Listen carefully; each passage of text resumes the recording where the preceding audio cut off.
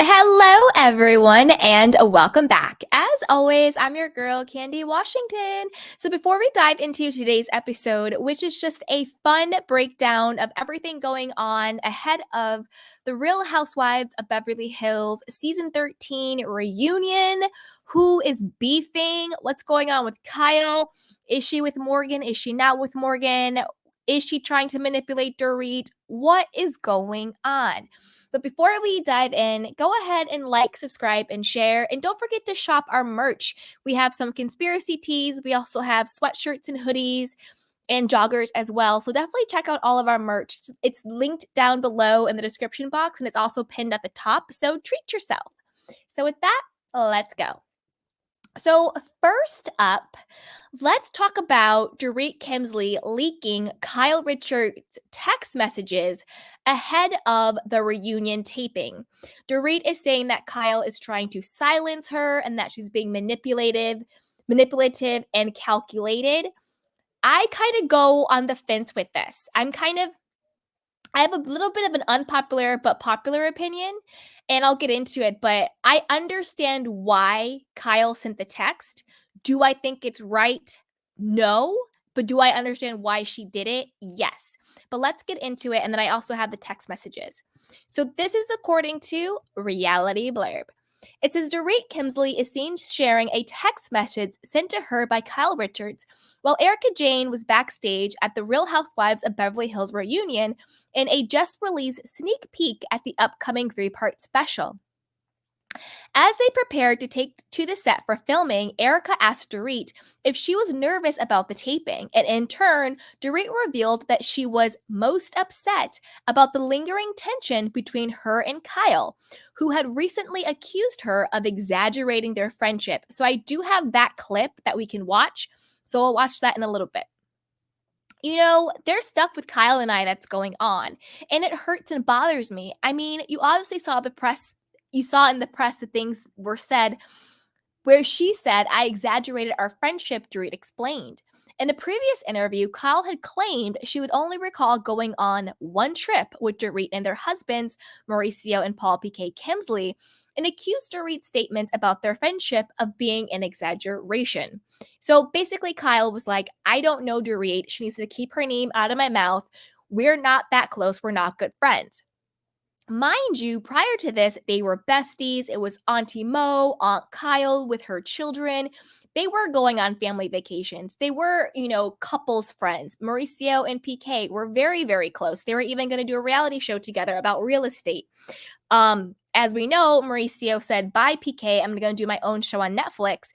And then PK went to go do his own show in the UK about real estate, but they were friends. Don't forget, and this is the problem, right? The problem with all of this is that they're not actually addressing the elephant in the room. Dorit can't say Kyle is so calculated and manipulative by sending these text messages trying to silence me, ahead of the reunion. And, she said our friendship was exaggerated without being like, and maybe that's because the entire world thought I was having sex with her husband. And that's why she kind of paused the friendship. On the flip side of that, Kyle, you can't be sending these text messages trying to silence Dorit and telling her to, just curb our issues, don't bring it up. Oh, I love you guys. Well, because I'll read to you exactly what she said. But the entire time you have been cold to Dorit. You did say, I really don't know her. She exaggerated our friendships. Our families really aren't that close. And you haven't been talking to her. You can't do all of that without saying, yeah, because the whole world thought you were having sex with my husband, who I am now separated from, who the entire world thinks it's because he cheated on me, not just with you, but repeatedly for decades. So that's what the big problem is here. Is that neither Dorit or Kyle is actually being honest about the why of the demise of their friendship. Kyle can blame it all day long on how Dorit said, oh, Kyle, can you take some responsibility? And you and Kathy last year at last year's reunion, because that's the excuse Kyle gave. She was like, oh, behind the scenes, Dorit was so supportive and said, oh, I understand everything with Kathy. But then at the reunion, she's like, well, Kyle, can you just like take some responsibility? Like, don't do that. Don't do that in public in front of her. Like, do I think that irritated Kyle? Yes. Do I think that's one reason why Kyle stopped messing with Dorit? Yes, because Kyle is petty like that. Kyle is, if you are not my yes person, then I will ice you out. If you're not my yes person, then I will play the victim and act like you're the villain and get everybody against you so then I can have a sob story. That is Kyle, 100%. But do I think that is the core issue? Hell no. And another reason why I say that is because it's not just the fact that there has been a breakdown between Dorit and Kyle's friendship, but there has also been a fundamental breakdown in two things. In addition to that, there's also been a fundamental breakdown between the friendship of Mauricio and PK. Why would Dorit just saying to Kyle, oh, can you take some responsibility in the Kathy situation over a year and a half ago at the reunion cause a rift between Mauricio and PK? It wouldn't. But like Dorit said, we haven't seen them as a couple. PK was making his little snide remarks. He was saying how he didn't see Mauricio. And when they were filming and they had a boys' night, they hadn't had a boys' night in months. What would cause a rift between Mauricio and PK? A rumor that Mauricio was having sex with his wife, Dorit. That is what would cause a beef between two men. The second thing that caused a rift that they're not talking about, it's not just the fact that Kyle and Dorit are no longer friends. It's not just the fact that Mauricio and PK really don't mess with each other like that anymore. It's the fact that now both of these marriages have been on the rocks. Both of these marriages, one has confirmed separated, the second was speculated separated. Both of these marriages, right after the rumor about Mauricio and Dorit broke, both of these marriages have basically crumbled. And I get no joy in that. To me, this isn't a key type of thing. It's not that. So I'm not like reveling in somebody else's pain. I'm not laughing or mocking it. I'm just looking at it from an observer's perspective and talking about it because it is a part of pop culture. So I want to make that clear. I don't get any joy or happiness or a key out of any family or marriage breaking down. Absolutely not. I hope they all get back together and I hope they're all happy, whether or not I like their persona on a TV show. In real life, I hope they all are happy and whatever that looks like for them and their children, I want them to be happy because they're humans. But I think that is what is truly missing. And I don't think they're actually going to address it at the reunion. So whatever excuse that they're going to use, whatever, weird roundabout excuses they're going to use, it's going to fall flat to me and it's not going to ring true because they're not talking about the actual problem. The actual problem is the rumor last year about Mauricio and Dorit. Now, do I think that Kyle and Mauricio had other problems? Do I think that PK and Dorit had other problems? 100%.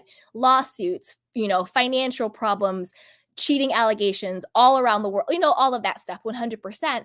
But I think the core demise of these two women's friendship, of these two men's friendship, of these two couples, I think at the heart of it is that rumor. And I think it makes no sense that it was never brought up once in the entire season. I think it makes no sense that they're not talking about it now. I think it makes no sense that they're not going to talk about it at the reunion.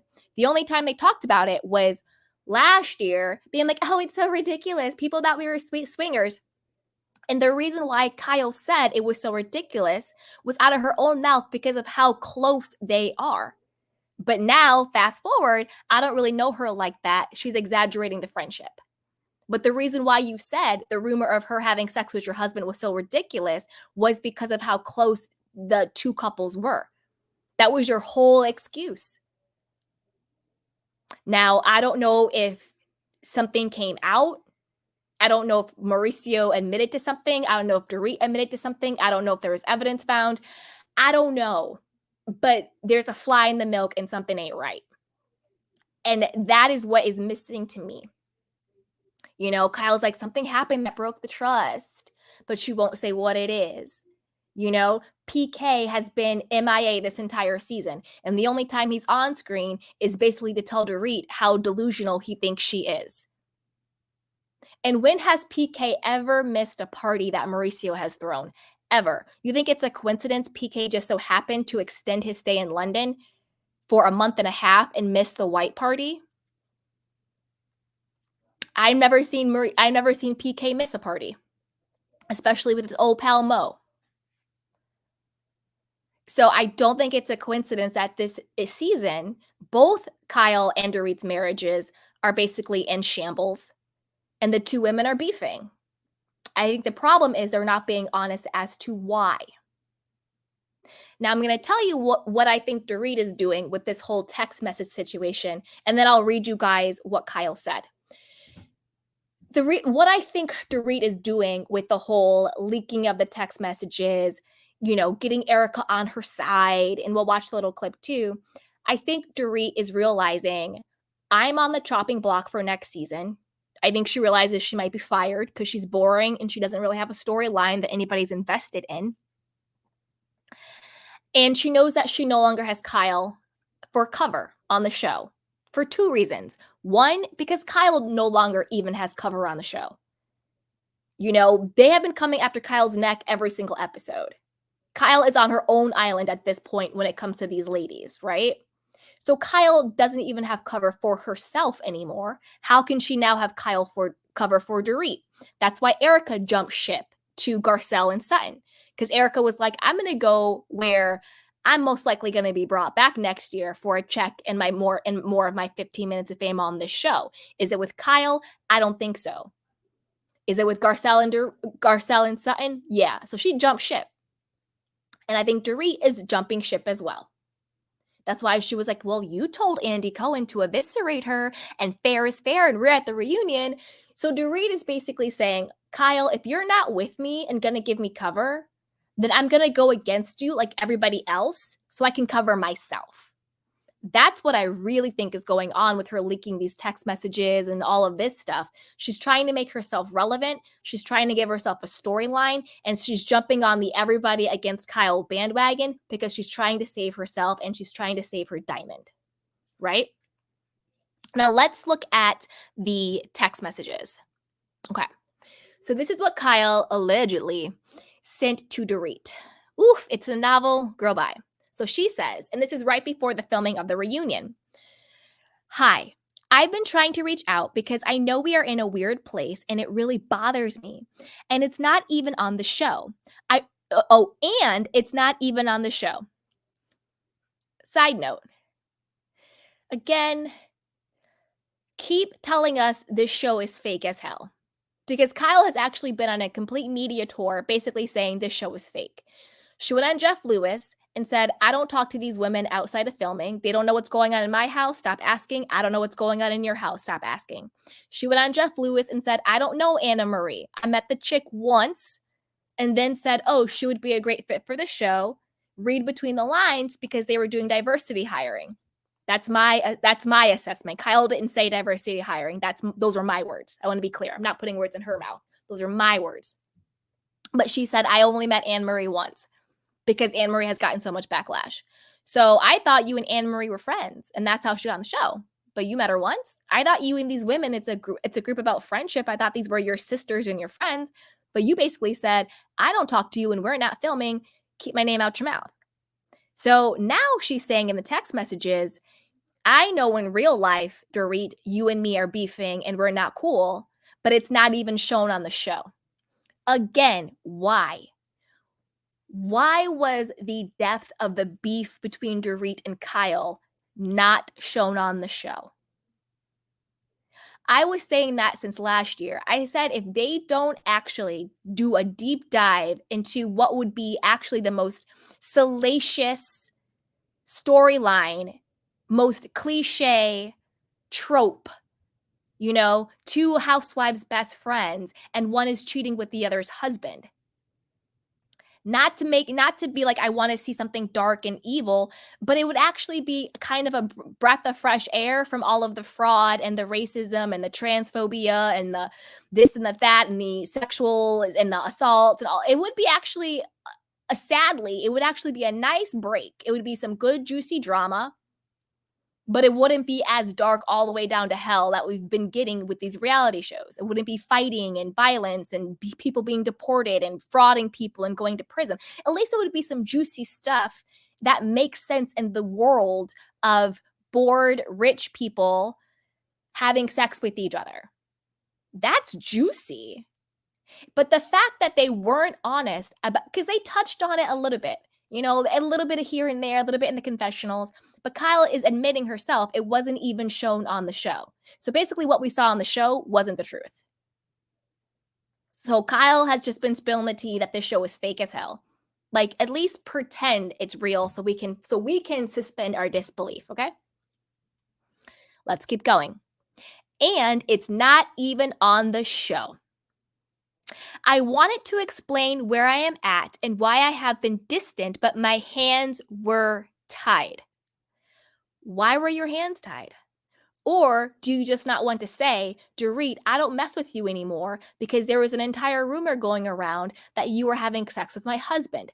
Whether it is true or not, that is going to have an effect. Whether the degree of truth. Was it just flirtation? Was it a kiss? Was it a drunken night? Was it a full-blown affair? Was it nothing? Was it just a flirtation? There's levels to it. The same way there's levels to cheating. There's physical cheating. There's emotional cheating. There's levels to this. It's also who you cheat with. There's levels to it. We are smart over here and we understand nuance. So it doesn't mean that Dorit and Mauricio are in love and they're having this fantasy affair. That's not what we're talking about. There's nuance to things. There's levels to things, right? Of course, some interview comments hurt my feelings and created more issues for me, but I am used to that and I could get past it in time. So Kyle is basically only talking about herself. I also reminded myself that you didn't know what I was going through with Mo at the time for most of these remarks. But then I heard some things that you said about me off camera that hurt me deeply, and I wasn't even able to say what I heard or from whom. Okay, Kyle, this is where you messed up, sweetheart. This is where you messed up. Because do I think Dorit was talking crap about you behind your back off camera? 100%. Hell yeah, she was. Because Dorit doesn't actually really like you, Kyle. I never thought Dorit actually liked you. I thought Dorit used you, faux Fox 5 style. Kyle has been an anchor of the show. She's been coveted by producers. She's been protected by producers. I'm not saying she's a fan favorite, but she has always been the anchor. Not anymore. It's Garcelle now. But I think she always used you. So do I think that Dorit was talking crap about you behind your back? 100%. And you know who I think she was talking about you to? Lisa Rinna. And you know who I think told Kyle? Lisa Rinna. That's just my gut feeling. That's just my speculation. That's just what I think happened. I think Lisa Rinna ran to Kyle because Lisa Rinna wants her check back, her diamond back. And it was like, oh, you're trusting Ding Dong Dorit. Well, this is what she said about you. Bring me back on the show, get me back on, and we can do whatever. Now, where Kyle messed up is this. You're sitting on a gold mine. Is it called a gold mine? A gold mine. I guess that's what it's called. Anyway, you're sitting on gold, Kyle. You're sitting on the juiciest storyline that's not evil. Obviously, affairs are bad, but you know what I'm saying. With the whole Dorit and Mauricio thing that you're refusing to talk about. And you're sitting on Dorit betraying you by saying all this stuff about you behind your back. Why didn't you bring it up in filming? Why didn't you talk about it on the show? Who are you protecting? Rinna?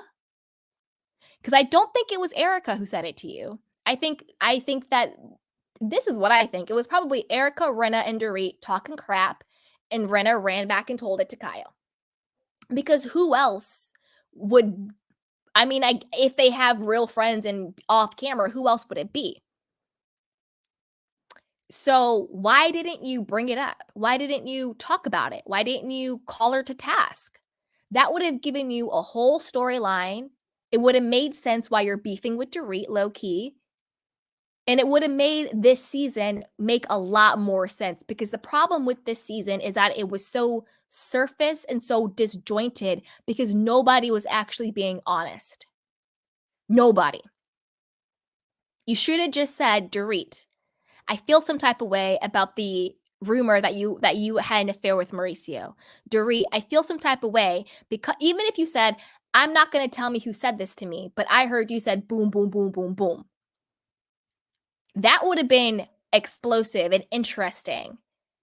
And then that would have been really good to see how this female friendship, because that's another pillar of the show, is these female friendships and dynamics. How do you navigate those issues? The issues of, are you sleeping with my husband? The issue of, you're supposed to be my best friend. Are you talking crap about me behind my back? That would have been an amazing season. Way better than talking about Sutton's esophagus and who's having vodka and who's drinking and fake lesbian relationships, because we're going to get to that fake relationship. I don't care how much Morgan wants to pat you on the butt and do whatever this performative crap you're doing. I don't believe that relationship is real for a second. That would have been an interesting season because it would have been rooted in truth. Let's keep going. Dun, dun, dun, dun, dun. It was one of those things where I wished I just didn't know at all because I wasn't able to share and yet I was left hurt and couldn't even try to work through it with you. Well, that's a you problem, Kyle, not a Dorit problem. Not that I'm defending Ding Dong Dorit, but Kyle, if you are unable to communicate what is going on with you, how is somebody else supposed to be able to fix it? And it is manipulative. Like, I couldn't do anything. My hands were tied and I was so hurt. And you hurt me, hurt me, hurt me, hurt me, hurt me. Okay. Okay. And I know you will be frustrated and want to know what and who said it, but I can't. It's as frustrating to me as it will be to you. Trust me. I have gone through such a hard time to read. I've been in so much pain, I can't tell you. Never have I felt so low. Okay.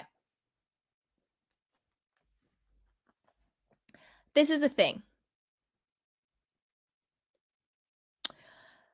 I will give Kyle grace in this moment because she did lose her friend to a very tragic thing. She, for whatever reason, she is grieving the loss of a 27-year marriage. You know, whether they truly divorced or not, I don't know. But I do think but the separation with Mo, I do think that's real. So I'm going to give her grace. You know, she is a human being. So I do think she has been in a lot of pain. And I do think she really has been hurt. And I really do think she really has been at a low. And I understand that. But I don't know. But it is, again, it's still almost weaponizing your trauma in order to manipulate somebody into doing what you want them to do. And that's where the manipulation comes in. Because do I think Kyle has been in pain? I do. Do I think she's been at a low? I do. Do I think she has been hurt? I do. And do I think she deserves grace and understanding and love for all of that? I do. But I don't think that she can use that to then weaponize it against somebody else when you haven't been transparent with them about what you're going through. But now you want to say that you're in this bad place in order to basically get them to shut up and play ball.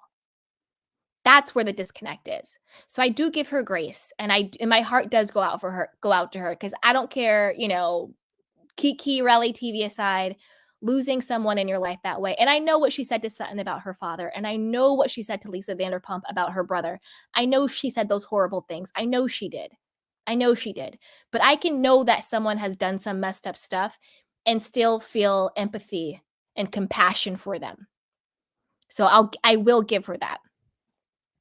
Also, maybe the person who told her these horrible things, do we think it was Mauricio? Do we think Dorit was talking crap about Kyle to Mo? But then why would Kyle not say that? See, it kind of makes me think it's another girlfriend who swore her to secrecy, right? I don't know. Let me know what you guys think. I think it was Rinna or another girlfriend. I think that if Mo had told her something, I don't think that she would feel like any, like, if your husband tells you something that your friend said, you want your husband has that allegiance to you. So you wouldn't be betraying him by being like, "Yo, why are you going to talk to my husband about this stuff?" Right? So we'll see. Okay. And I know you were also going through a hard time. Normally, I would have reached out to check on you, but I was hurt and very depressed. I've spent 30 years with Mo, married 28, and I have no idea how to live without him or how to navigate through life on my own because I have so much on my plate for tomorrow, and I know you do too. I love you, PK, and your kids so much. I've been thinking about you a lot and hoping you aren't struggling too much. I don't want to lose someone else in my life over a TV show. They don't even know we are going through a hard time, so I don't see the need to bring it up there. Again, Kyle, you are telling the world, well, I don't think you meant to, but Dorit was like, I never liked you in the first place, so I'm jumping ship to save myself and my diamond. I'm going to just expose you. Because to be honest with you, and this might be an unpopular opinion, but I'm going to say it like I mean it. To be honest with you, I think Dorit is dead wrong for sharing these text messages. I do. I think Dorit is the bigger snake. I think Dorit is the bigger manipulator. I think Dorit is the bigger sniper from the side in this situation. I really do. I get Kyle trying to be like, hey, I've been going through so much. Can we not bring it up tomorrow? We both have so much on our plate, blah, blah, blah. I get that. But for Dorit to leak it, I think Dorit is the bigger snake. Because Dorit, you can't have it both ways. You can't keep playing, not even in our faces. But to be honest with you, Dorit, you're playing in Kyle's face. You've been playing in Kyle's face for years, acting like you're her best friend, yes person, when you clearly don't really even like Kyle. And you keep playing like you want your friendship back and you want to be close and your kids call her auntie and blah, blah, blah, blah, blah. But the moment you had ammunition, you screenshotted it and you shared it with the world to throw her under the bus. Now, you might be like, oh, well, I don't have any allegiance to you anymore, Kyle. You said our relationship was exaggerated. Dorit, humble yourself, because at the end of the day, the rumor was that you were having sex with her husband. So you got to have a little bit of thing we like to call perspective. Because I'm going to be honest with you. I thought about this. I was like, okay, if me and my best friend, and let's say at this point in time, we're both seeing people, but let's say at this point in time, we're both married. And there is a rumor that I am having sex with her husband. This is me putting myself in Dorit's position. In that particular dynamic, and let's say it's not true, I know it is my job. And this is the thing, this is if I'm fronting as this person's best friend, the way Dorit has been fronting. If it's, I don't know this chick, this is a different conversation. I'm putting it in the context of Dorit fronting in Kyle's face for the last 6, 7, 8, 9, 11, 111 years, however long they've been on the show together, fronting like she's her best friend. If that is the case, in my personal opinion, the onus is on me to make sure the relationship stays intact, the friendship. And I'm going to understand, even if it's not true. Do you need some space? Do you want to talk about this? Like, what is going on with you? Things might get a little funny for a bit because people can, and this is just my opinion, you can lie and be like, oh no, I'm confident, I'm secure, blah, blah, blah, blah, blah. No, I'm sorry. You're a human being. There's a rumor that your best friend is sleeping with your man. You're going to feel some type of way until 1,000%, 100%, it's absolutely not true. It's going to cross your mind. You're going to doubt. You're going to feel some type of way. And even if it's not true, sometimes life isn't fair. I'm not saying it's fair, but I think in the dynamic, it's kind of up to you to nurture that relationship more. So I think Dorit is actually dead wrong for this. And I think she's actually manipulating the situation because she needs a storyline and she needs relevancy. And this is her way, in my opinion, of trying to save her diamond. But Dorit been exposed herself because remember last season at the finale at Kyle's house when it was all exposed about Rena and Erika and the publicist leaking all of this stuff and it was all exposed, right? What did Dorit say? She said, I know the two of you are friends. And I know they're friends, referring to like Erika and Rena. And then she was talking about like Garcelle and Sutton and whatever. And she goes, but I'm on an island. That right there tells you everything you need to know about Dorit. She's only ever been out for self. So I see this situation a little bit differently than how it's been picked up in the media. Do I think Kyle was being manipulative? Yeah. She wanted an easier ride on the reunion. She didn't want more on her plate. She already said, we lied all season, just lie tomorrow. That's basically what Kyle said. They don't know we've been beefing this entire time. Let's just keep the lie. That's basically what she was saying. She wasn't trying to silence Dorit because the truth is, at any point in time, Dorit herself could have exposed what was really going on in her relationship with Kyle, but she didn't either. They had some confessional moments. Oh, Kyle, oh, oh, what's going on? Like, whatever, some very surface crap. But clearly there was a lot more deeper stuff going on that Dorit didn't bring up either.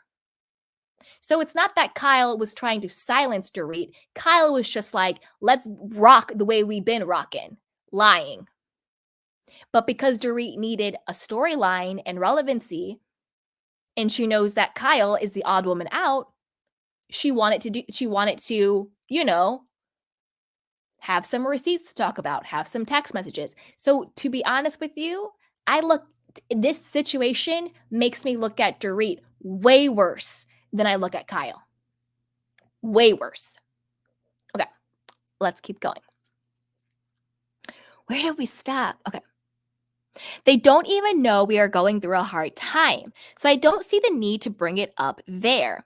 I should have said something sooner, but I honestly haven't been strong enough.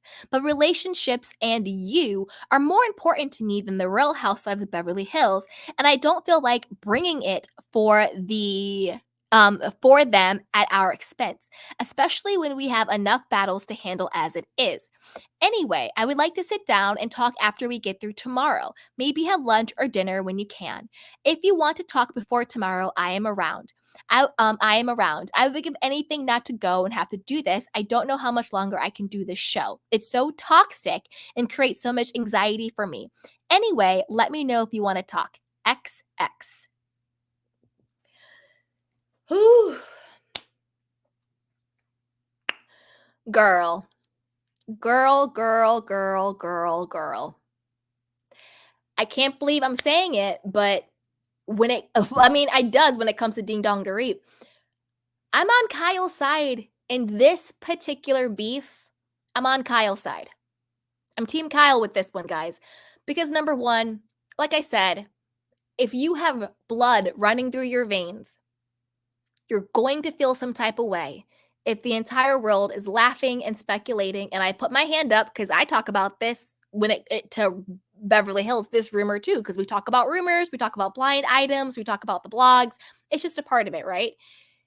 That your so-called best friend is sleeping with your man. That I get that. I get that. And to be honest with you, I understand Kyle being like, listen, we lied the entire season. I'm just checking in to make sure we're still planning to lie tomorrow. That's basically what Kyle said. That's not silencing. That's not manipulating. That's just saying, we on the same page? Dorit, you're a snake. You're a snake. And let's watch her and Erika, okay? Here we go. Here is the text Kyle sent Dorit the day before the reunion to try and silence her. Dorit says the text was manipulative and calculated.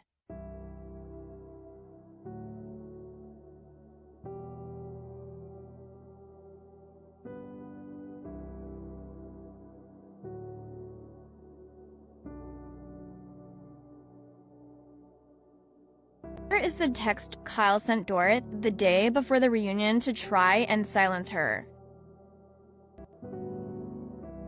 Basically trying to silence me. It was so manipulative. It was so...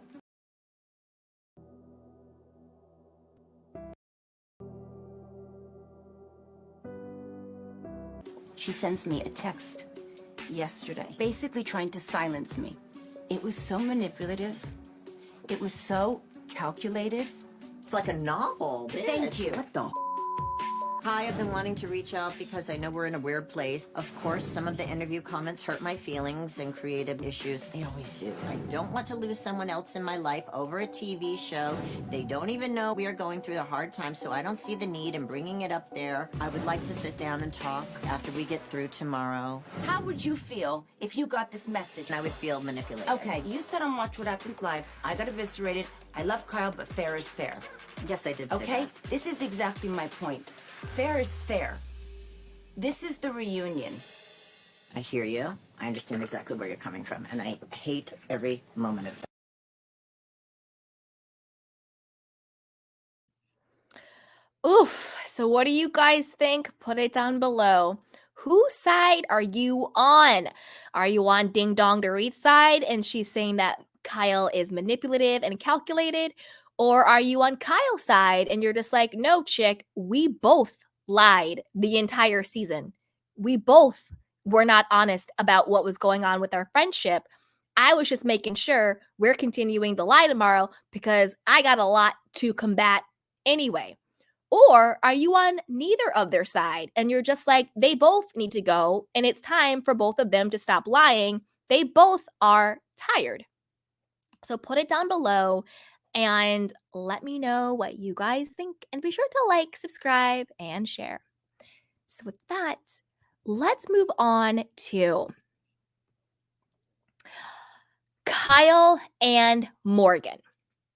Okay. This is according to Dumas. As we know, Dumas is one of the blind items, all of that stuff, gossip. It says, pseudonyms, please. It's official. Cougar meets country. Loved Up. This country music singer is set to premiere their relationship in a very public way. The Loved Up pair shot a highly coveted magazine cover, which will drop shortly and be a shock to many. This is the thing. I never thought that Kyle and Morgan were in an actual sexual relationship. I have always stood by the fact that this is a PR relationship, and I stand by that fact. I also have the clip of them at the Watch What Happens Live red carpet. So let's watch that clip, okay? And then I'm going to get into what I think is really going on.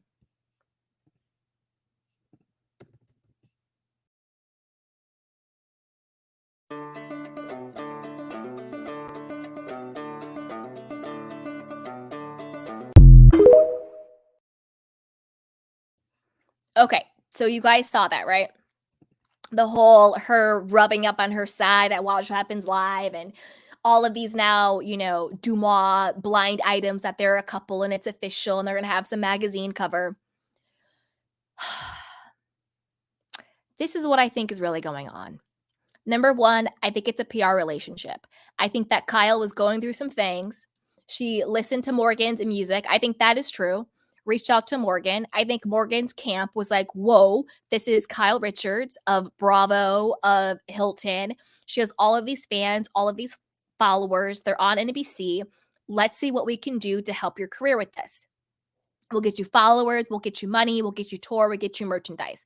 Because ever since Morgan hooked up with Kyle, we now know who Morgan Wade is. She's doing an entire tour with Alanis Morissette. She's selling out her tours and her merchandise and all of this stuff. She has really had a huge come up, both in her career, in her public profile, and in her money. So Morgan Wade has profited from this beyond. I think that PR relationship contract came up and it was over. That's when we had Morgan deleting all of the Instagram photos. We had Kyle on Jeff Lewis being like, yeah, Morgan is just one chick in the rotation. She's just one friend I text. It's, the media is the one who blew everything out of proportion. Kyle was wearing a Umansky, jacket right before filming the reunion. And then she was defending Mo and all of this stuff. It basically looked like their quote friendship or relationship was over. And I was like, the contract is up. Then all of a sudden, you see Morgan being like, I'm not fighting with Kyle. Then they're spotted out at like Craig's. Then, she's coming on with her to watch what happens live and they're touching each other. Now there's blind items about them being together and it's official and people will be shocked and all this stuff. This is what I think happened. I think they were fearful of backlash because again, in 2024, the game is different. And what I mean by that, with social media, with bloggers and YouTubers and blind items and everything, and the knowledge that we now have about these fake celebrity relationships, the game is very, very different. And our temperament and our appetite and our, what am I looking for? Threshold for the bullshit is different. So I think the fact that when it, in my opinion, became very clear that the contract was up and Kyle basically was just like, yeah, she's some chick in rotation. Morgan was like, keep me out of this. I just want to play my music now. I'm done with my devil contract, I think they were fearful of the backlash. So instead of continuing with, which I think would have been a slow fade out, they doubled down. No, we're still friends. No, we're not fighting. No, all of this stuff, because I don't think they wanted the backlash from the fans. Because in this day and age, we will bring you up and we will even quicker bring you down. And everybody was talking about it. Oh, are they fighting? Are they not fighting? Was it fake? Was it real? Blah, blah, blah, blah. I think this relationship is as real as Taylor Swift and Travis Kelce. It's fake, in my opinion. It's PR and it's a stunt. Kyle needed a storyline. She needed to make Mauricio jealous. Morgan and her team wanted a come up. Now Morgan is, at award shows. She has all of these tourist stuff. She sold everything out. And I think their camps were fearful that if they did not continue the charade, there would be a backlash. And that's why now they're doing the most. Touching her butt at Watch What Happens Live. Like, come on. Leaking stuff to Dumas. Come on. Come on. We're not stupid. We're not stupid. But they like to play in our face like we are. I also think that when it comes to Kyle and Mauricio, I think that Kyle wants Mauricio back. But I think Mauricio has checked all the way out. All the way out. And I think that the fact that Mauricio is now checked all the way out, and I think he may have come to a peace or terms with his marriage being over, not necessarily divorcing, because at this point, they're in their mid to late 50s. They have no prenup. All the kids are basically almost grown, not out the house because because basically all the kids live at the house except for the eldest one. So not necessarily out the house, but they're all basically almost grown. Portia's 15, 16, not saying she's an adult, but you know what I mean, about to go off to college in a year or two. I think from an economical standpoint, I think Mauricio is okay with not divorcing. Let's just roll with it from a money monetary stance. I don't think any of them are interested in necessarily getting married to somebody else. I don't think any of them are interested in having any more children. And usually those are reasons why people get divorced. They want to separate the funds, separate the property, get remarried one day, have children more one day, or more children one day.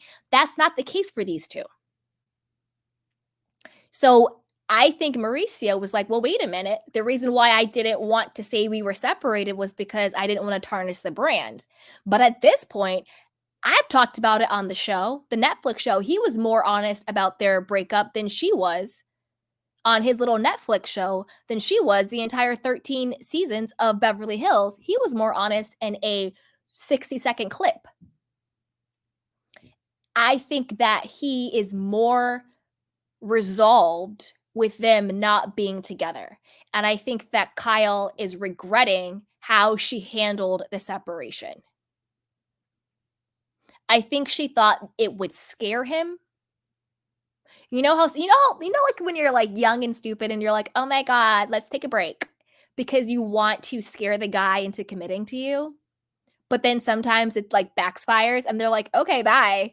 And you're like, wait, no, you're supposed to like blow up my text and like send me like flowers and bags and you're supposed to like, win me back. I think Kyle was so desperate and needy and wanting his attention and his time that I think the whole let's separate, you do you, I do me was her way of getting his attention. And I think that has now backfired. That's what I think is going on with them. I think Mauricio was like, well, wait a minute. I can date other people without people thinking I'm the bad guy. And us not being together hasn't really affected my brand the way I thought it would. Okay. That's kind of where I think Mauricio has landed on all of this. And then Kyle came out and said, because remember when it was like, oh, Mauricio, he's with the ski bunnies in Aspen, the influencer girls. And over here at the Candy Canes, we knew that was fake. I was like, that's a PR thing. I was like, that looks like a campaign or whatever. And it turns out all of that was filming for his show. So in season 2 of Buying Beverly Hills, he's filming for the show. And that's why he's with the influencer girls. They're supposed to be clients, allegedly. And they're out and they're taking photos and they're doing Instagram and they're posting and they're tagging. And they're on the show. So they're basically filming for the show. That's what Kyle said, at least. And I believe that because that whole stuff about Mauricio and the young influencers, that didn't make any sense. It just seemed very photo op to me. It seemed like a sponsored campaign. And turns out it was. It was for his show and it was all a campaign. With that being said, I think Mauricio kind of tapped out. I think he didn't understand his wife's personality change, her unhappiness, because I think that he was just still business as usual. Now, I'm not defending Mauricio in this. I understand how he felt, but I'm not defending him because I do think he probably should have stepped up for his wife. If your wife has a complete personality overhaul, if her best friend took her own life, if she is saying, I am depressed and I am low, if she is saying, I want out of this marriage, you as a husband who already has enough money for multiple generations, it's not like he has to work in order to provide. And it's either I work to provide or my family goes without. That's not the case. He's working for his own ego because he wants 100 offices open by the end of the year, because he wants to be the biggest agency in the world, because he wants accolades. So if you are in the position, if you have the privilege and you have the luxury to slow down, to take a step back and to focus on the well-being of your family, the mental health of your wife, you should, because that is unfortunately a privilege. It is a privilege to say, I'm going to step back from work to look after the emotional and mental and on some level spiritual well-being of my family. That is a privilege that the majority of people do not have. The majority of people got to figure it out while going to a 9 to 5, while paying all the bills, while keeping food on the table. The majority of people have to figure all of that stuff out and still survive. So I think Mauricio is dead wrong for the way he handled what happened with Kyle. And I'm gonna give Kyle some grace here. It might be an unpopular opinion, but I'm always gonna keep it real. I know Kyle can be vile and she can be manipulative and she can be whatever and all of that stuff. I get it. I've talked about it a million times on my own channel. I get that. I get it. But I also understand that she's a human being and that she really was going through something and that her husband of 27 years was simply not there for her. And that she is doing everything, not perfectly, but to be honest, textbook, when people are in crisis or in trauma, that's usually how people act and respond. They do attention-seeking behavior. They do total life changes that people are like, you're not drinking and you lost all this weight and you have a lesbian lover and you're getting tattoos and you're angry all the time and you're doing all of this stuff. And all of that is pretty textbook for someone who has faced true trauma and loss and identity crisis. And the way people process trauma usually is not healthy. That's why you usually get help in order to process the trauma in a healthy way. So how she was processing the trauma and needing his attention wasn't healthy. She's snapping at him. She's angry at him. She's doing all of this stuff to get his attention and it's not working. He's just confused and then angry and not sure what's going on. But it's pretty textbook because people don't usually process trauma on their own in a very, well, Mauricio, let me sit here and tell you these are my feelings and I'm on step 3 in the grieving process. And this is how, no, people don't operate like that. That's why people get help. They get a professional who helps them process the trauma in a healthy way. Okay? I think he was dead wrong for the way he handled it. Because he had the luxury and he had the privilege of slowing down, of prioritizing, his wife. If for nothing else, the fact that your wife has been very vocal that she's been depressed, she's at her lowest, and her best friend just took her own, self out. If for nothing else, those factors should have given him enough pause to be like, wait a minute. There's something bigger going on here, and I need to step in and look after the mental health of my wife. Now, I get it. I get Kyle is vile and what she did to LVP and how she's a pot stirrer and all this stuff. I totally get that. And that's a fun kiki. But right now, I'm talking about as an actual human being. Mauricio was dead wrong because I don't care how oblivious and confused he wants to act. I also think he used his oblivion and confusion as a way to not deal with his wife going through a crisis. Because we were talking about Kyle being in a crisis last year on my channel. So if we are talking about Kyle going through a crisis last year on my, lovely YouTube channel, I'm pretty sure her husband knew she was going through a crisis. But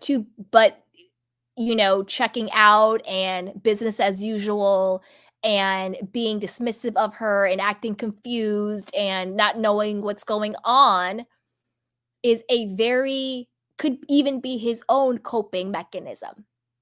Because maybe he doesn't want to actually admit there is something fundamentally wrong here. There is something truly wrong in my marriage and within my wife. But I do think he had the wherewithal and he had the privilege and the luxury to check out. That's just kind of what I think about that. But I want to know what you guys think, I want to know what you guys think. Whew. So put it down below. Do you think Kyle and Morgan are a real relationship, or do you think they are a PR relationship? They tried to end it, but quickly they realized that we were on to them and they're fearful of the negative backlash. So now we're getting a lot of performative things. We're getting people leaking stuff to Dumas. We're getting Morgan all of a sudden grabbing Kyle's butt, and what do you think about Kyle and Mauricio? Is their marriage truly over? Should he have tried harder? Should she have tried harder? Or maybe it's just time for them to go their separate ways. So let me know what you guys think about what's going on. And as always, be sure to like, subscribe, and share. Thank you, Tay so much for the super sticker. I just saw it. So thank you so much. So Tay says, Kyle has always surrounded herself with yes women. That is true. That is very, very true. When it comes to Kyle, if you are not her yes person, she will become the victim and ice you out. That is very, very true. So I'm going to drop the link in case anybody wants to come up and chat.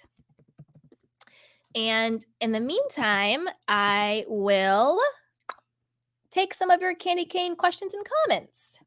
Okay. And again, thank you so much, Tay, for the super sticker. I really appreciate it. All right, let's get up here. There's so many comments. I'm trying to get to a good one, or to the top. Okay. Bear with me, guys. All right, here we go.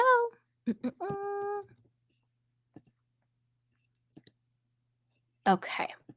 Hey, Foxy. Foxy says, hey, Candy and the Candy Canes. I will be there. Yay. Foxy says, hey, Candy and the Canes. Hey, sweetheart. Hi, Darren. What's up? Chocolate says, hey, everyone. Goodbye, Kyle. Chocolate Chunk says, hey, babe. Heaven Sent says, hey, love. Oh, actually, you guys, you know what I want to do? Where is it? Let me find it real quick. I want to talk about all of the ladies at the reunion. Let's do that. Okay. Here we go. All right. Let's do a quick breakdown of all of the women at the Real Housewives of Beverly Hills Season 13 reunion. First, who do you think is the best dressed? Put it down below in the comment box. Is it Erika, Sutton, Kyle, Garcelle, Kathy, Annemarie, Dorit, Crystal? Now, Annemarie is wearing the same outfit that Charisse wore from the Real Housewives of Potomac. Take with that what you will. But I'm going to do a quick prediction of all of the women from the show. So let's start with Erika. I think Erika looks great here. I do. I like her outfit. I don't know what was the theme of the night. I don't know. What, this jungle book? I don't know. Anyway, I think Erika looks good. I'm tired of Erika. The entire season of Erika's comeback narrative, like, miss me with it. She's no victim. This isn't a comeback for her. This is, in my opinion, a woman who benefited from blood money, continuing to benefit from blood money. I'm tired of it. I'm sick of it. Erika, to me, can go away because I'm tired of compromising my own integrity and having to compartmentalize things. Because on one hand, I can't stand Erika for how she treated the victims, how she continued to victimize them, how she was so spiteful and vindictive going through the legal process to appeal over diamond rings she knew she would never get back. She just did it to prove a point. And to me, that's pretty evil. And I'm not down with that. I'm not with that. But then on the other hand, I actually think Erika can be a vibe. When she is hanging out with Garcelle and Sutton and she's being normal and she's funny and they're having a good time, it's a vibe. And I actually really enjoy them. So I'm tired of putting my integrity on the line with this chick. So she can go. Sutton. So Sutton is saying that the reason why she fainted and had tremors at the reunion had nothing to do with her drinking, because allegedly there is this sort of smear campaign against Sutton going on, saying that she was going through alcohol withdrawals, and that is why she, got, shaky and, fainty at the reunion, and she's in rehab and all this stuff. I don't believe that for a second. I don't believe that for a second. I don't think that Sutton is in rehab. I don't think she's going through alcohol withdrawals. I think the whole Sutton is an alcoholic narrative came squarely from Kyle's camp, because Kyle was pissed that Sutton was talking about her marriage and her drinking and what's going on with Morgan and all of that stuff. So prayers goes out to Sutton. I hope she's okay. I hope, whatever reason, was it dehydration, whatever the case is, I hope she's okay. Having the shakes and being carted off in an ambulance, that's never fun. No matter how old you are, that's never good when it comes to health. I feel like this was Sutton's season. I think Kyle thought that Sutton was weak and she could take her down this season, but it turned out it was actually Sutton's season. I think Sutton became the HBIC of Beverly Hills. I think Garcelle is the anchor, but I think Sutton was the HBIC. It was her trip to Spain. Everything kind of revolved around her. I think she quickly became the HBIC. She went head to head with Kyle. And I think at the reunion, for as long as she's there before she gets sick, I think she's going to hold her own. I don't think that she fainted had anything to do with Kathy. I think Kathy and Sutton are fine. They're fine. Because at the end of the day, Sutton has real money and real coin, and I think that Kathy has real money and real coin. And I think that they hang out in similar circles. So I don't think that they're going to have a falling out like that.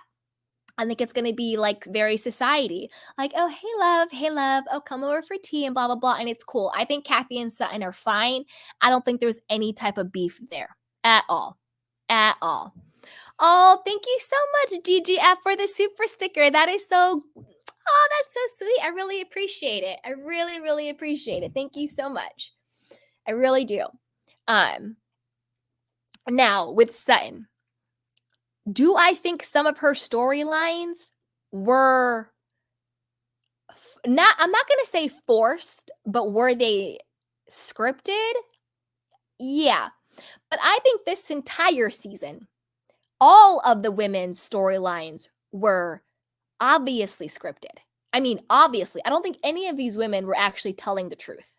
None of them. Erika, with her whole comeback tour, missed me with the bullshit. Missed me with all of that. That's why she brought Crystal to Vegas, because everything was teeing up for her big Vegas reveal. And then her performing at the SoFi Stadium, this was her comeback opening, this was her like prelude to her Vegas residency. All of that was fake and scripted. And you know why?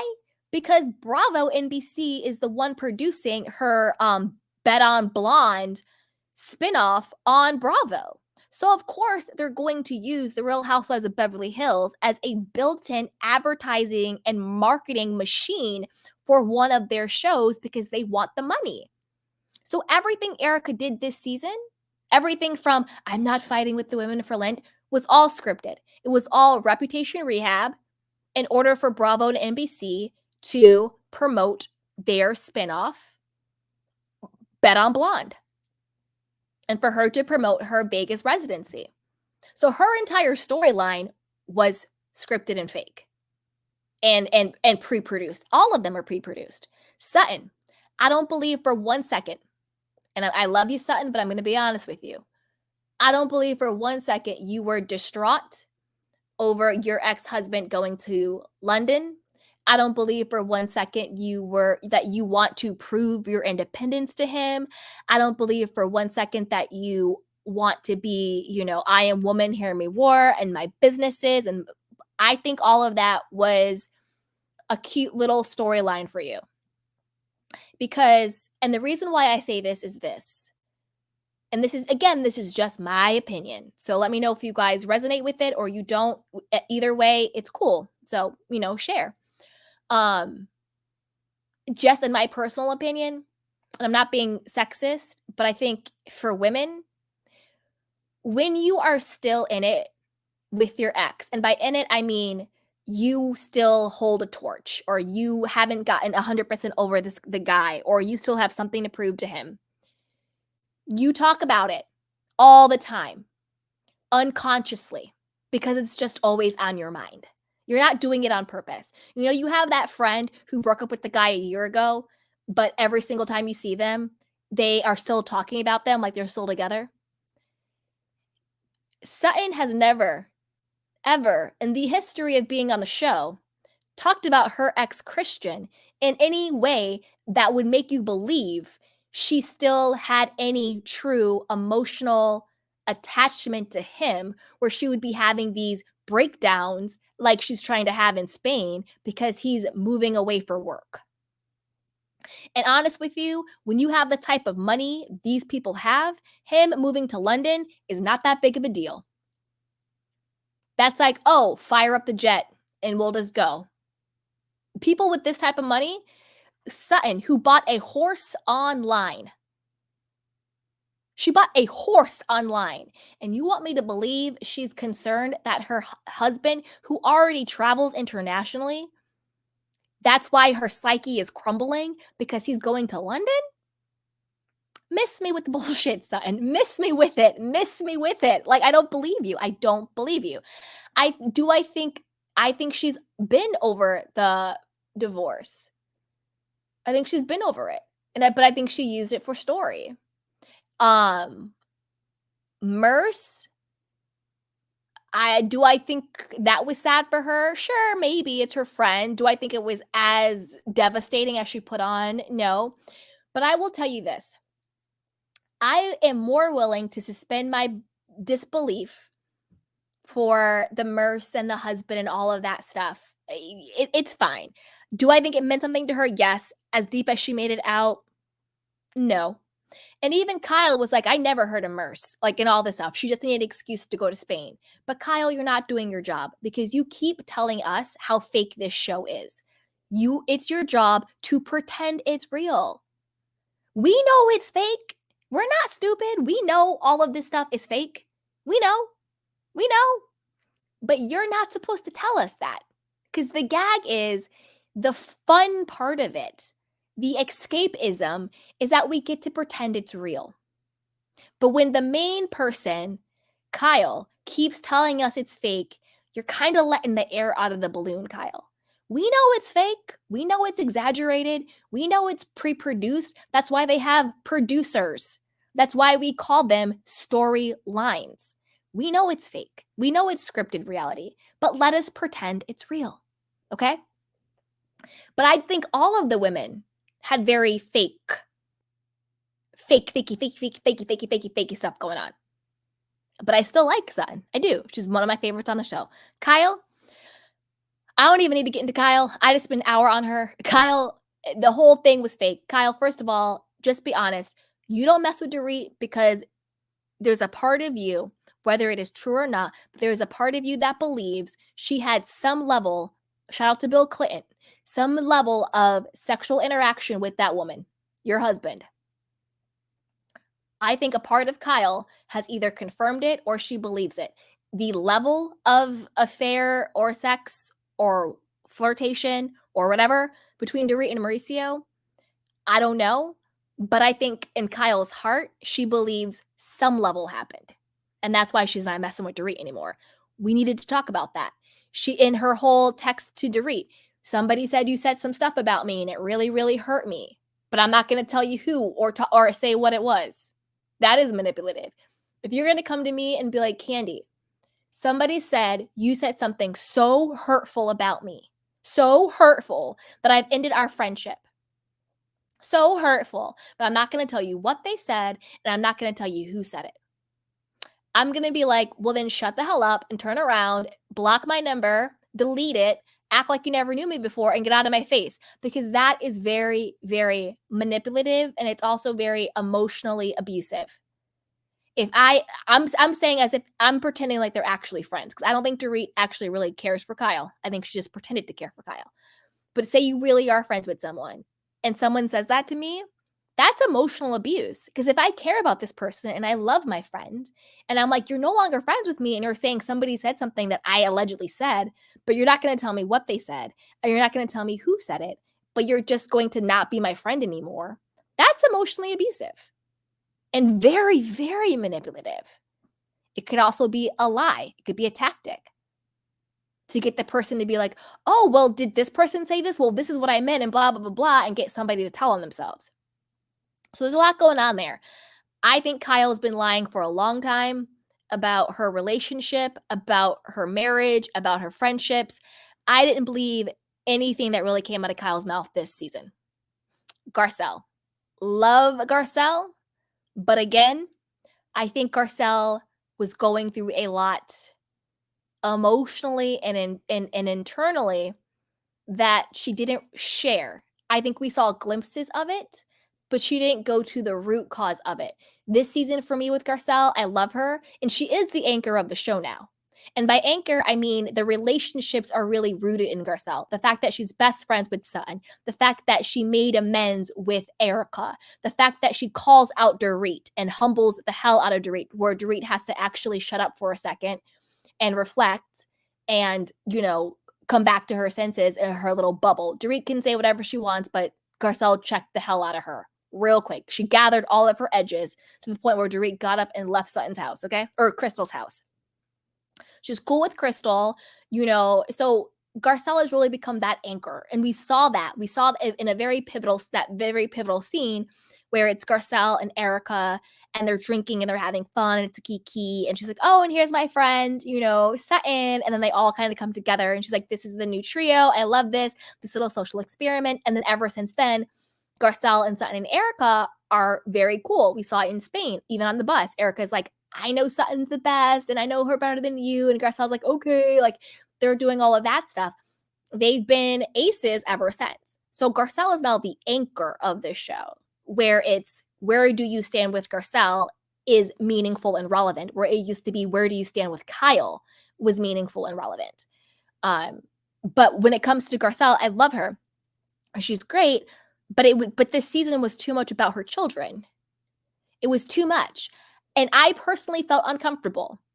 Maybe I'm prude, but I didn't want to see 15-year-olds about are they having sex or are they not having sex every other scene. Maybe I'm prude, maybe I'm conservative. I don't know, but anytime people are talking about underage sex, I don't like it. It's weird to me. It's bizarre. Maybe it can be teachable moments. I don't want it though. I don't know. It's just not for me. It's not for me. It can be a moment, but not every scene you have is with your children and talking about your 15-year-old's sex life and not wanting to be a grandmother. That's just me. That's just me.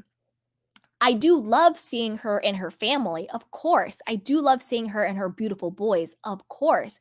But I would have loved to see Garcelle be Garcelle, the woman, not just Garcelle, the mom. I want to see her. Why is she dating? Why is she not dating? Her having dinner and going out with like her friends or other people and talking about what her life looks like now and what she's dealing with. Like for example, in Spain, when she kind of teared up and she's like, I do want a relationship, but I'm being very, careful because I want the right person. I've had abandonment issues with my father. And then my ex-husband cheated on me and that really hurt. And, I'm okay with being alone until I find the right person. Like when she was saying all that, I was like, I wanted this all season because I think as adults, that is what we can really connect with, How do you trust after your husband cheats on you in a public way?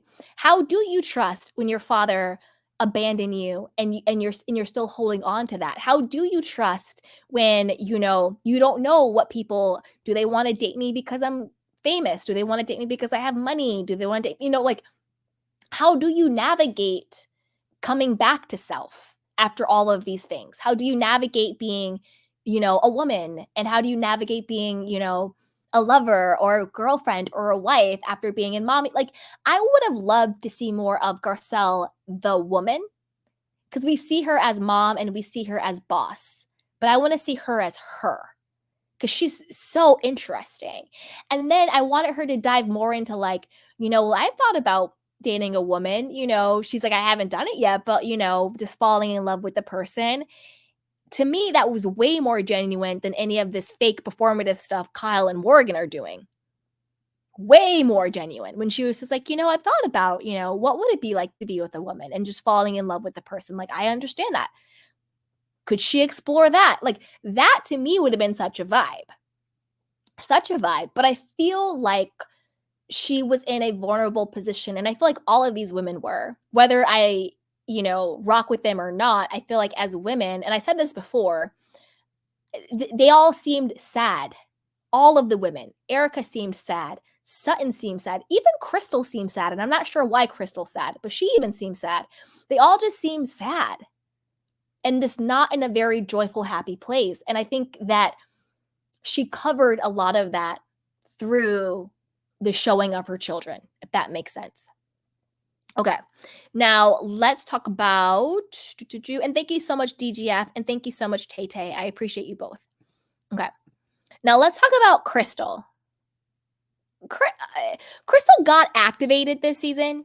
She definitely got activated, which I was definitely here for. I wanted to see more of that. Again, I don't know if it's Crystal only being activated in certain moments with like Annemarie and things like that, or if it's production sort of cutting it out. And I actually at this point I think it's production cutting it out, because what we did get from Crystal was actually really fun. Like her and Rob being like, I think it was Morgan's camp who did it, and all of that stuff, and Crystal having more of an opinion. But then she kind of fell flat when she would be directly called out, when Dorit was like, well, what did you say about, Sutton and the vodka in the morning? And she's like, oh, well, I want to get it right and all this stuff. And it's just like, no, Crystal, like, just speak the truth. You told Sutton the truth. Dorit did say that Sutton's the type of person to put vodka in her coffee in the morning. And then Dorit came out and said, yeah, I said that because I was basically being Kyle's mouthpiece. Dorit, she said it. She's like, yeah, I was defending Kyle. Kyle kind of put me up to it, and I said it. But Crystal kind of crumbled in that moment, and so I need Crystal to be more consistent. Do I think Crystal said that the women were uneducated and fake socialites and all of that stuff? Yeah. Do I care that she said it? No. Who cares? Who cares? Crystal said that. I don't think that's so much of a big deal. I would have liked if Crystal would have said, yeah, I probably said something like that, and I said what I said. Then I would have been like, I so respect you, Crystal, because I do think she said something like that. Do I think Annemarie probably twisted it and took it out of context and weaponized it? 100%. Do I think Crystal said it to Annemarie? No. I think Annemarie may have been in the room or heard, but I don't think Crystal said it to her. Anyway, I think Crystal could come back next season as a friend of, but I need her to step it up. Keep the energy up. Stay in I said what I said mode. Don't fall back and blush and flunder.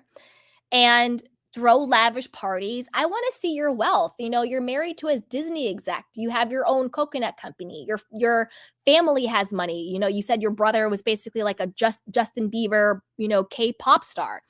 Clearly, you guys have some coins. I want to see it. Crystal, I need you to dress better. I said what I said. I need Crystal to bring it when it comes to dressing and makeup and glam. Step it up, boo-boo. Step it up.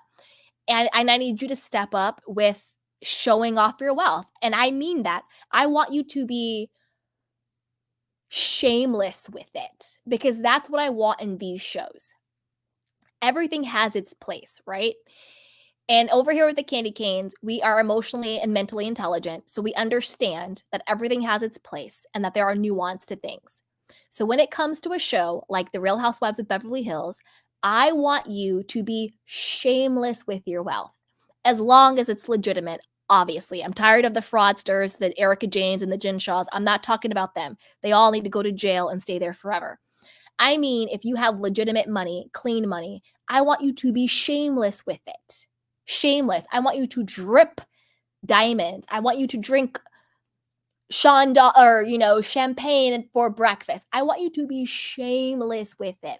I don't want you to be relatable, negative Nancy, no money Monica over in Salt Lake City. I don't want a relatable housewife. I don't want Gina and her casita. I'm sorry. I don't want a relatable housewife. I will get that other places. I will get relatability other places, but not on my housewives. I don't watch The Real Housewives of Beverly Hills to relate to these women. That's not the point of the show. I don't want relatability. I want escapism. I want affluence. I want you to drip in fur, vintage or fake. You know what I'm saying? Like, I just want it dripping and doing all of the things. So you need to bring it all the way.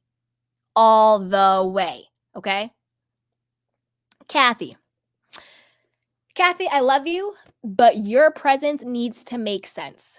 I feel it's going just to be a therapy session with you and Kyle. We could have missed this. This could have been an email. You know what I'm saying? This could have been an email, Kathy. And I like you, Kathy, but you weren't on the show. So why do you hold position at the reunion? If it's just you and Kyle having a therapy session, I don't need it. I don't need it. It's like that meme going around. This is a complete side note, and I want to find this man. Let me know if you know what I'm talking about. There is this man on some show. I think it's the Karame Brown show or Karame Brown, whatever the hell his name is. Anyway, there's this guy in this show, and it's like this meme going around on Instagram and TikTok, and the guy's like crying. It's like a talk show or something, and he's crying, and he's like, "I don't want it. I don't want it. Take me off. Cut the show. I'm done. I don't want it." Anyway, that makes me laugh all of the time.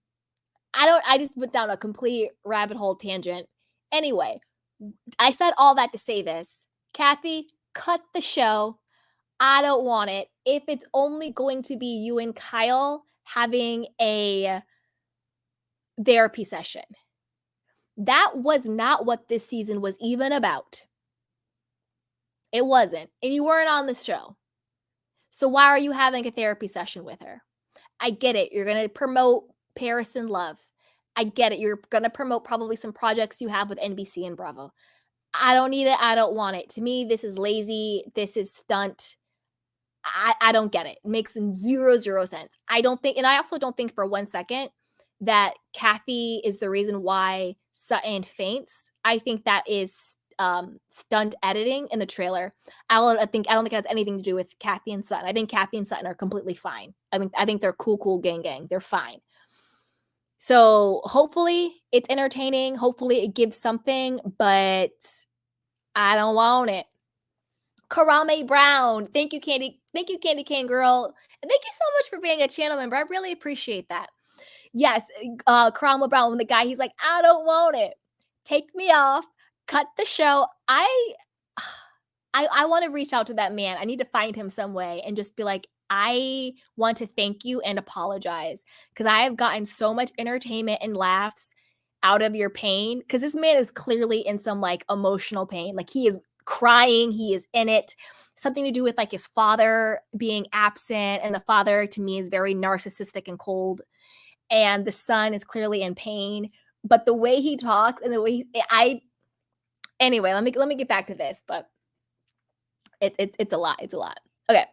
Now, Annemarie, she better be a one and done.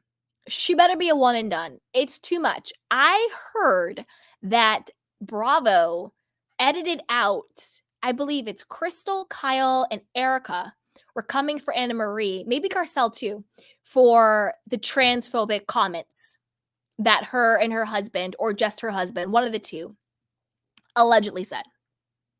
And that Bravo cut it out.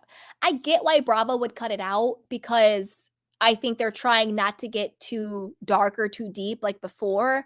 And I guess if it wasn't brought up on the show, but I'm also kind of like, let the chips fall where they may. If you're trying to put this woman on the show and introduce us to our lives through the show, then you need to show the good, the bad, the ugly. You need to show all of it.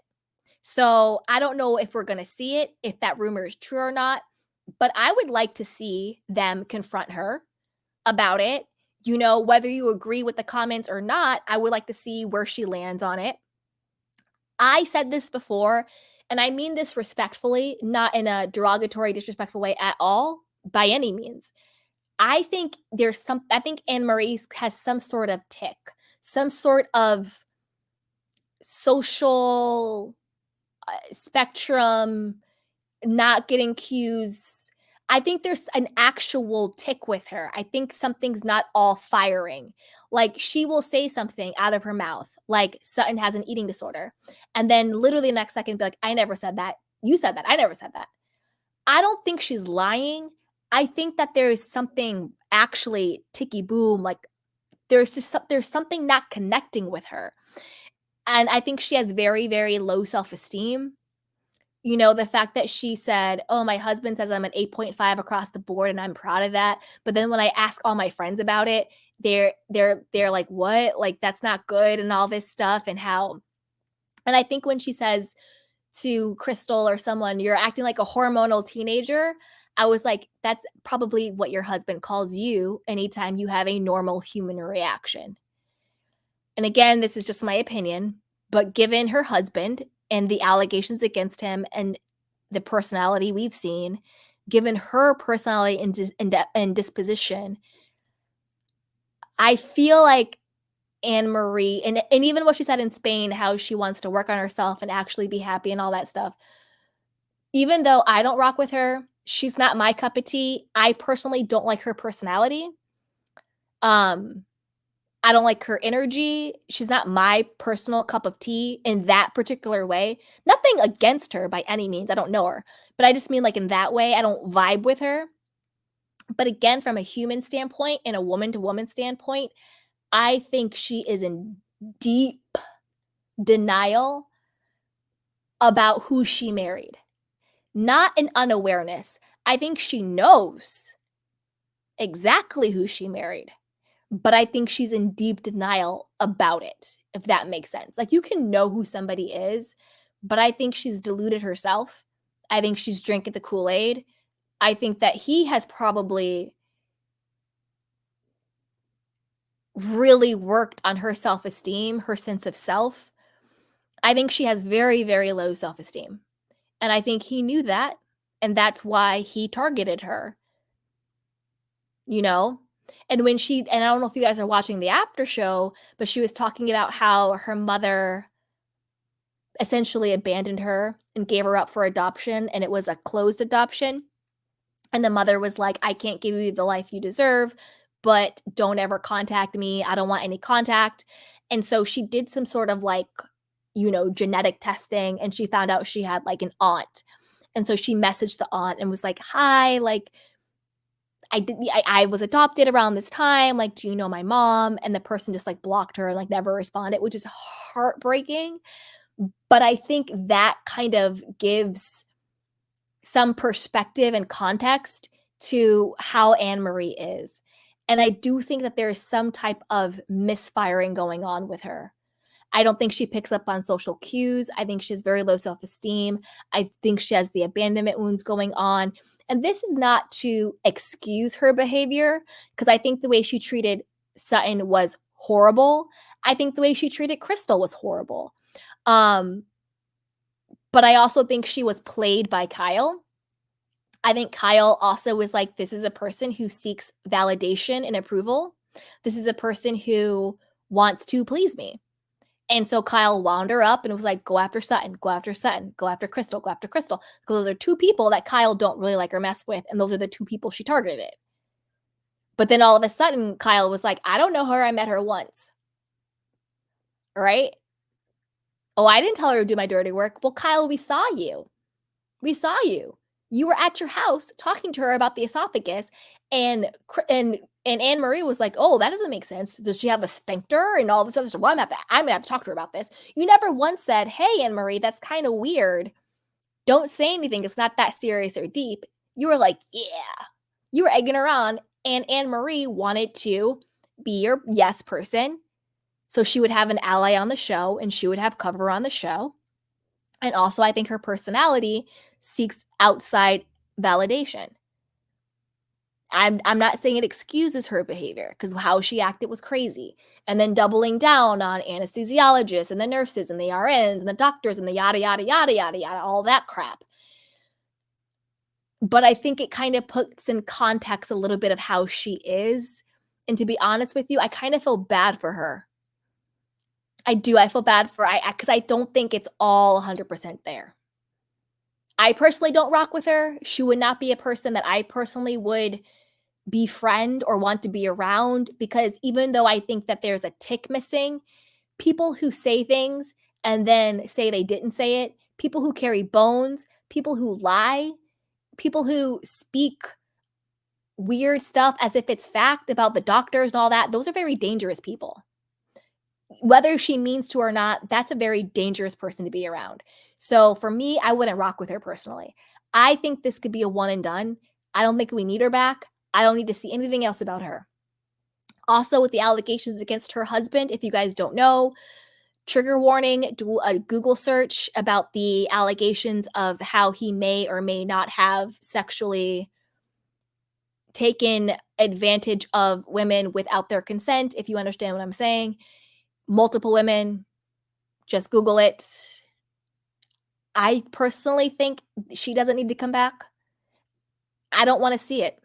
And I don't think she added anything to the show. Like, if she doesn't come back, I don't consider that a loss. Dorit. What is going on with this outfit, Dorit? I'm confused. I personally am not Islam or Muslim. I hope I'm saying the correct terms. I don't mean that in a disrespectful way. So I don't know if the hijab, if I mispronounce it, if I'm saying it incorrectly, I apologize. I don't mean to be. If I'm ignorant, I apologize. I don't know if that's cosplay with what she's wearing here. I don't know if that would be offensive or disrespectful to people's lifestyles and religions and all. I don't know, because that's not my culture. So I don't know. Is this cosplaying? Is this I don't know. I don't know. But all I have to say is when I saw this outfit, I felt a little type of way. It kind of gave me the ick. And it's not even my culture. It's not my religion at all. I'm Black and I'm Christian. So it's not my religion. But I felt some type of way looking at this outfit for her. I was like, is this okay? Like, what are we doing, Dorit? Other than that, and people sound off about it, people who have much more knowledge about it, because I don't. So I don't know if that's offensive or not, because it's not my culture. But I felt like, what in the what is going on with this outfit? When it comes to Ding Dong Dorit, beside that, this to me also could be Dorit's last season. She's not giving anything. She milked the PTSD so long and so far that even PK was like, this doesn't make any sense. You seem a little bit delusional, babe. I'm going to be over here in London doing my thing. See you when I see ya. Like, even PK was like, stop lying. Even PK was like, I'm not doing this. I'm not doing this fakeness. The PTSD storyline was played out and exploitative and rude to people who truly do have PTSD. Because Dorit, girl, stop. You couldn't go to Sutton's boutique event in West Hollywood, but you had no problem busting it open in Vegas for Magic Mike.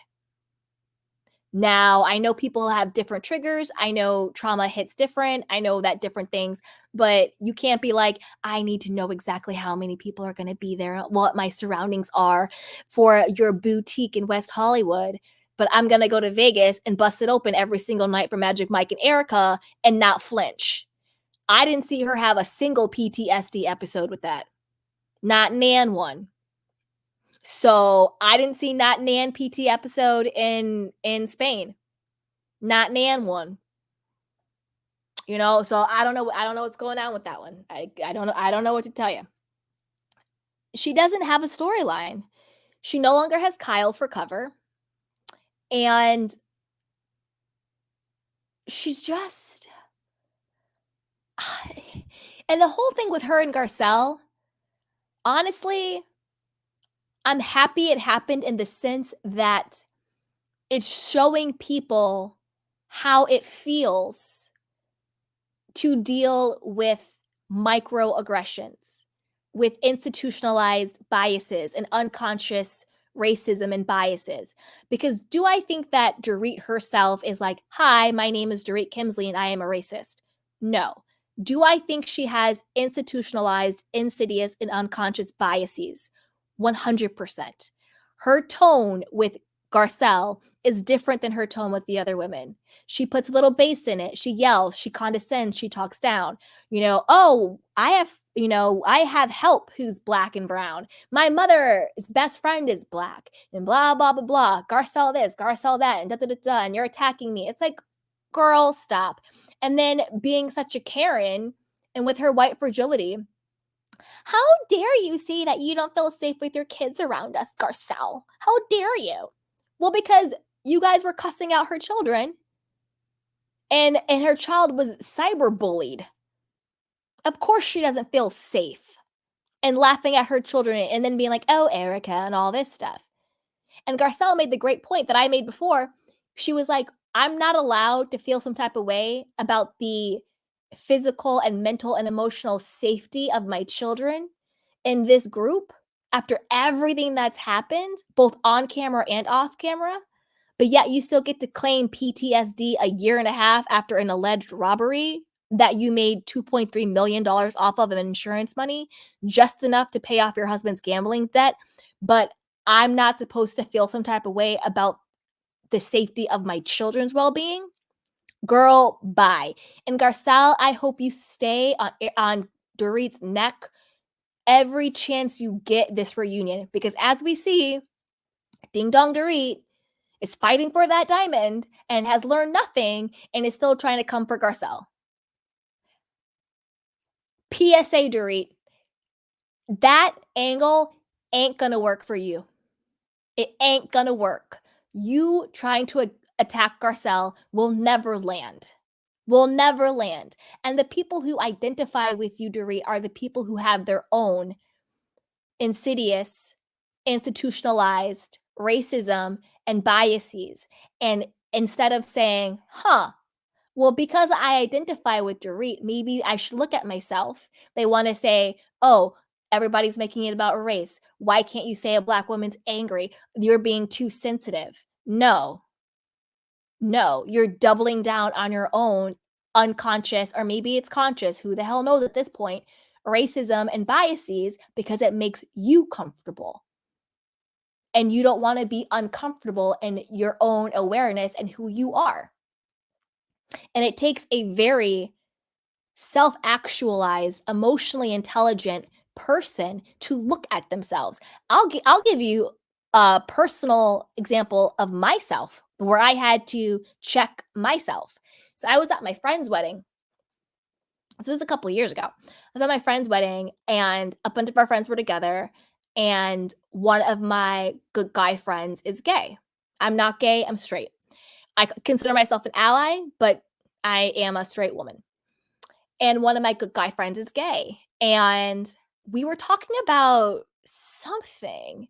And I made some remark or some joke about the airline attendants who were male, about like them most likely being gay or something like that.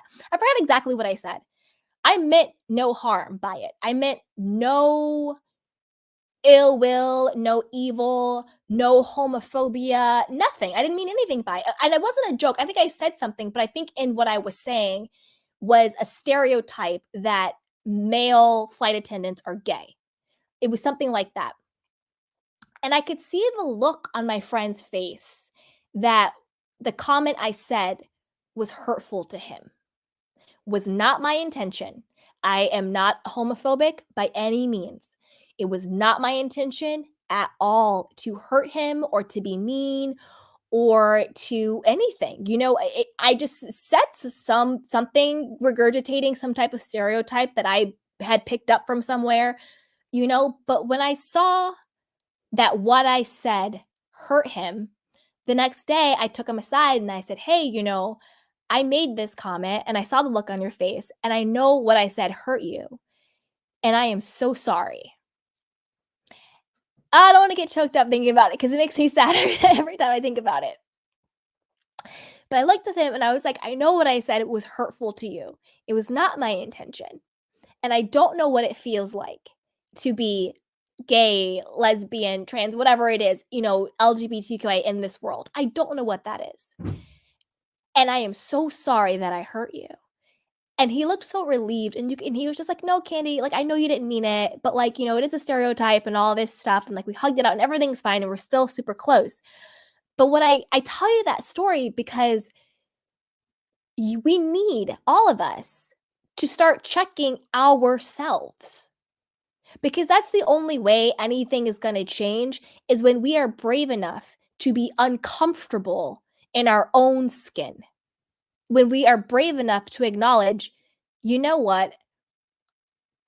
I was out of line. I was out of pocket. It's not my heart. It's not my intention. But that doesn't mean that the effect isn't dangerous or negative on someone. So for the people who are like, just stop it. Stop it. I know it's not my candy canes. My candy canes, you guys are amazing and smart and brilliant and loving and self-aware. Not you guys. I'm talking about the other weirdos out there where it's like, we all have to get to the point to look in the mirror and say, well, what are my own unconscious biases? What are my own unconscious isms that I hold? Where am I not in alignment with my heart and my words and my actions? So that's why I shared that story with you guys, because it's okay to not be perfect. And it's okay to admit, I just said something that was really messed up.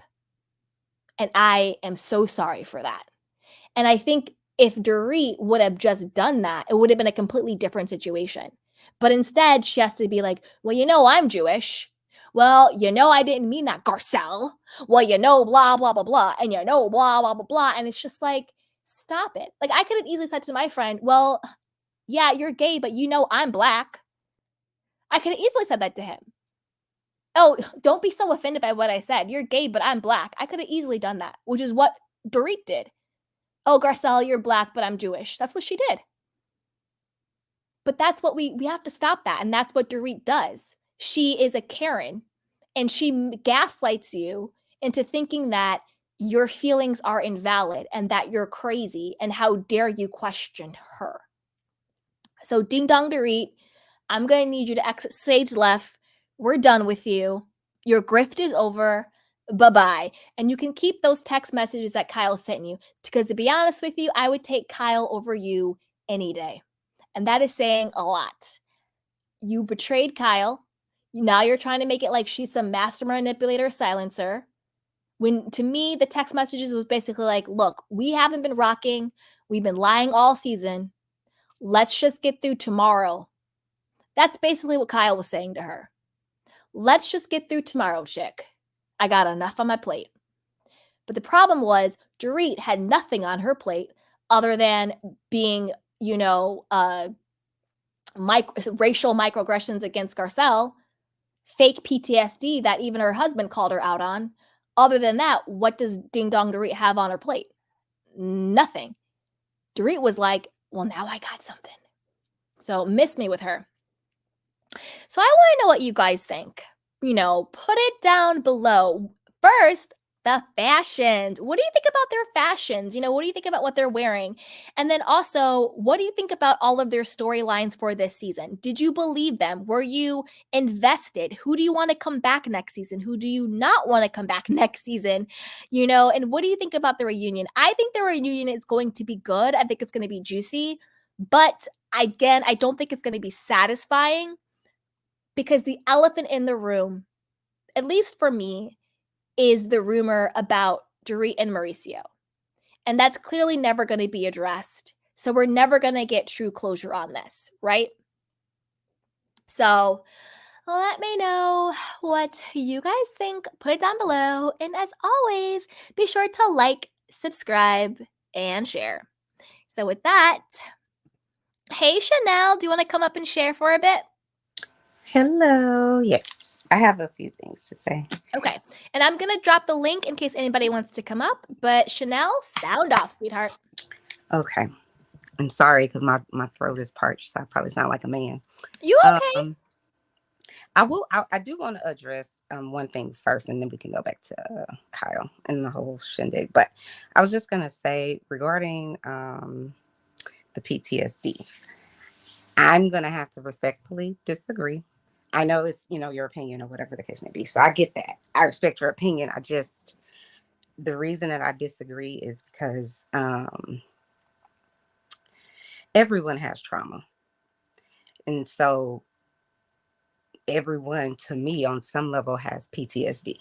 And the reason I say that is because everyone gets triggered, maybe with the exception of like sociopaths, people who don't feel anything for anyone. So I just don't think it's fair. Now I don't know if she actually got robbed or whatever the case may be, but I don't think it's fair to say that she's making it up. And also too, emotions don't always look the same for everybody. So for example, you could have someone who's severely depressed. I'll use Kate Spade as a point of reference. But her whole life appeared to be wonderful. She's self-made. She has this great fashion line and all these different things, and yet she unalives herself. But I can guarantee you the people around her probably thought she was fine. But that's because people think depression, PTSD, and other disorders look the same or have the same level of severity, or they look at it from the perspective of whatever they saw in a movie, kind of like how I did in 1980 when I saw that one movie, New Jack City, or whatever the case may be. It's like, oh, these are real crime. This is what drug dealers do. But it's just, I think it's not fair. I think it's fair to have your opinion, obviously, but I just would say just consider that. And then the other thing, Well, wait. I'm going to respond to that and then you can go to the other thing. Mhm. Well, I mean, obviously everybody has trauma and everybody has some form of PTSD. But what we're talking about, particularly with Dorit regarding her PTSD storyline with the robbery, is that allegedly the robbery was staged and fake for a insurance scam. And allegedly they have done multiple insurance scams. So it's like, how do you have PTSD from an event that you allegedly staged? So that's kind of where it comes in with the PTSD thing. And then also, I think it's one thing to say I have PTSD from a robbery versus an overall depression and mental health when it comes to someone who unfortunately, chooses to no longer be here. So to me, the Kate Spade example, I understand that, but it's kind of apples No, to I wasn't. oranges when it comes to Dorit. I wasn't Yeah. with the case Spade thing. I was just giving an example. I wasn't relating it to PSD. I was giving an example of Gotcha. Gotcha. depression and other Yeah. people think everything is. So, anyways, Yes, definitely. um, Mhm. so and also I'm just saying all of this just because I work or have worked a lot in hospitals in the psych wards. So trust me when I say I know all about. Plus, my degree is in social work and clinical studies. But anyways, that's the only reason why I want to say that. But you can, have your opinion or whatever the Oh case may be. no, it's fine. No, it's fine. Go ahead. Like you're doing great. Keep going. Keep going. Okay. Yeah. So this is okay. So now that I got that out of the way, this is my issue with Kyle. Okay. I may have said this last time, but I don't remember. I know earlier you were saying, oh, I'm team Kyle on this particular, situation with Dorit and all of whatever is going on because Dorit doesn't like her. I have to again respectfully disagree. Now, that being said, I am one of the most empathetic people on planet Earth. It's just who I am, it's how I'm wired. But the problem that I'm having with having compassion or empathy for Kyle's situation, although internally I do because I'm married and I've been married almost 18 years in a few months. So I can understand how it looks different for everybody else, but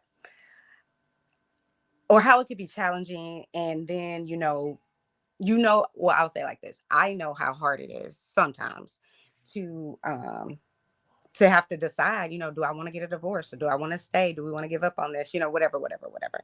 I just do think it's it could be difficult. So my problem with Kyle is that let me see. Let me name off the people I wrote down here that Kyle had. She thinks Mhm. everyone's so rude for asking her these questions, and how dare Sutton question her? How dare Dorit question her?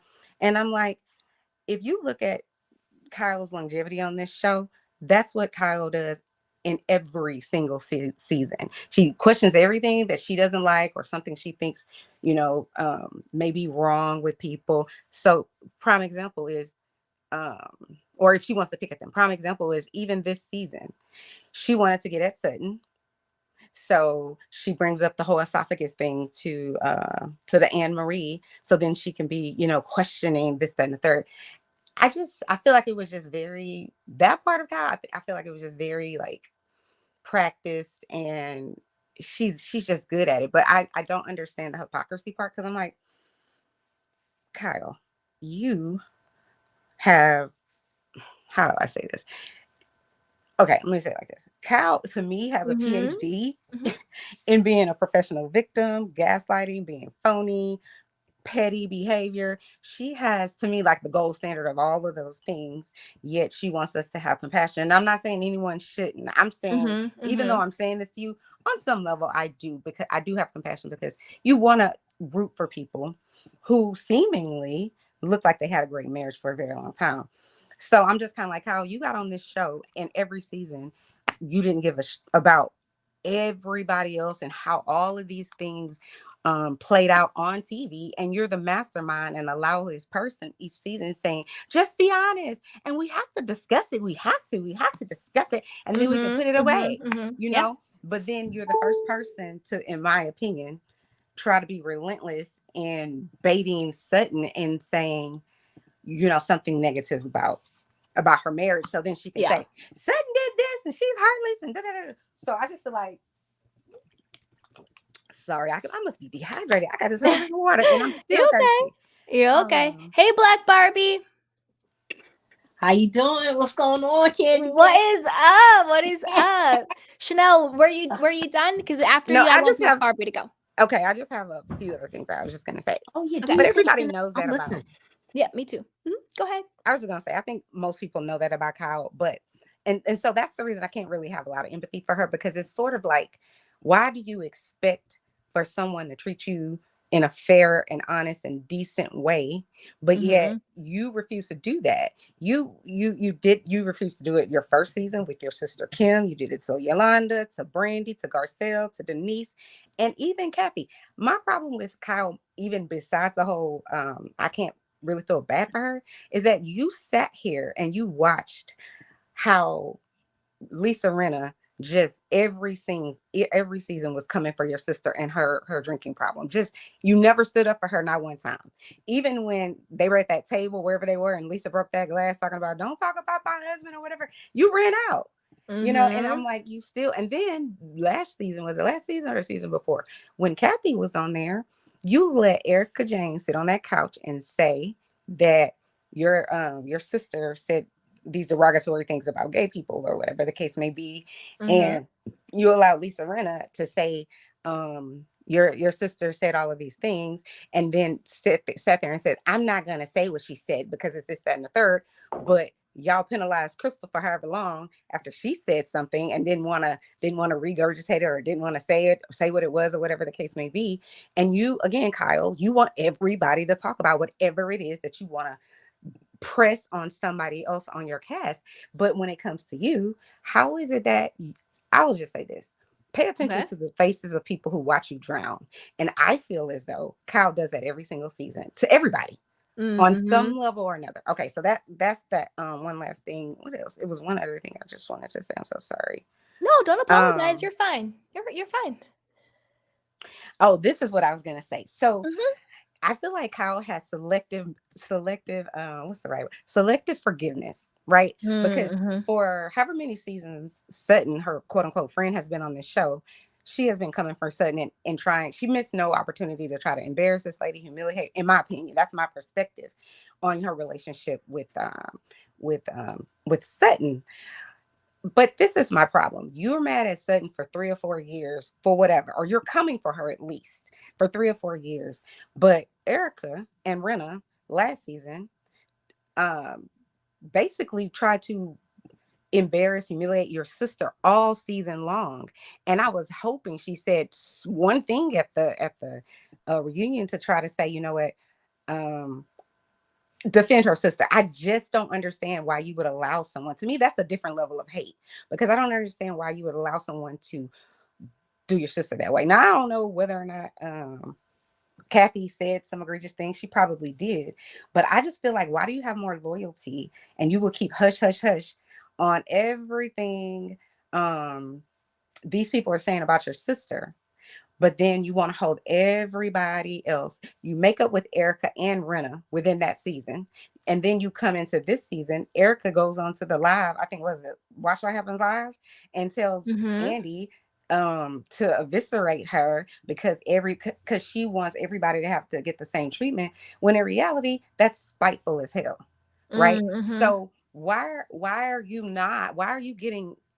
does Erika get an immediate forgiveness, but you can't give it to Sutton? You know what I'm saying? It's Yeah. impossible to give it to Sutton, and she hasn't even really done anything to you, to be Because honest. Sutton's not a part of the alliance. Right, but I'm just Yeah. saying it's so hypocritical, because I'm like, Yeah. do y'all remember when they were at that place that Kyle wanted everybody to go to in Aspen or whatever the case may be? It Yeah. was just kind of like Kyle, the way she reacted to Dorit saying, "Hey, Erica's having trouble over here. She's struggling or whatever. So I'm just going to stay with her for this little bit of time." It's just you were mad at Erika, but the moment Erika walks in, you want to have a conversation with her so you can put it to bed. But you never want to put anything to bed with everybody else. No, and that's what I'm saying. And I agree with you Mm-hmm. with the Fox Force 5 thing, because Mm-hmm. it's the biggest hypocrite. How do you sit on this show year after year and tell people to be honest, be honest, be honest, and you're Yep. not honest about your situation, you Mm-hmm. know? So Yeah. that's my real gripe with why I can't really have a ton of empathy for her, because you doing the same thing. And catch this part, I don't know how many people saw the what's the sneak peek or whatever, and Mm-hmm. when Sutton sat on that couch and told her, but I've been screaming at Sutton, she must have heard me on my YouTube, because I was like, Sutton, listen, if you are her friend one more time, one more season, I don't care how bad she drags you, I don't care how much she lies on you, I'm not rocking with you, because you know better. And Mm-hmm. clearly it got through to Sutton, because she sat on that couch and said something like, Kyle, you've been dragging me. She didn't use that word. Mean to me, I think, is what she used the entire time. And I gagged when Sutton was like, oh God, what did Sutton say? Oh, Kyle was like, when did I do that? And she's like, watch. She said in my Denise voice, watch the episode, watch the season. I was Yeah. like, yes, Sutton Watch for the the show. MVP. Yeah. So anyway, that's all I wanted to say. No, that was good. Thank you so much, Mhm. Chanel. So stick around. Black Barbie, you want to share, sweetheart? Oh yeah, thank you so much, Chanel. That was some good tea, No, right? that was good, Chanel. That was some good tea. I liked it. Thank So you guys. okay, Y'all so sweet. You I welcome. had to write this down because it was a lot to take in Yeah. Candy King. So all right, the first thing I wanted to talk about was Annemarie. I agree with you. Mm-hmm. Annemarie needs to go. Remove her from the show. Let her go instead of talking about the Sutton's esophagus and all these other problems that's going on with Sutton. And stop doing Kyle's dirty work. Get yourself out of the mix and Exactly. concentrate on your husband. Cause girl, you got it coming up. It's coming up. It's coming up. More women are coming forward. Okay, she need to concentrate on that. Buckle up. That's what I have to say for Annemarie. Leave the show. 100. Leave the show and 100%. And buckle up.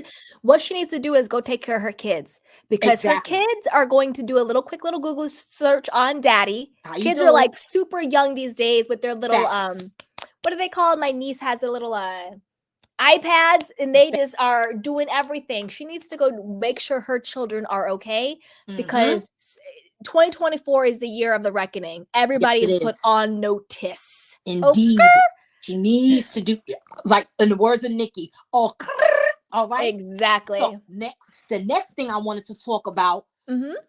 was Crystal. I Okay. agree with you.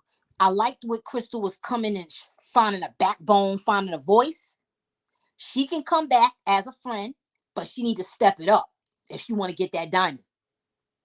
Yep, She got to 100%. step it up. She got to bring it. You know what I'm saying? I want to see Yep. more about her brother, her K-pop brother. what he was doing. I want to know what Crystal was getting involved in when she broke off that relationship with the brother and the fiance. I want to know all the drama. I want the tea to be Yep. spilling and tipping over. I want to know.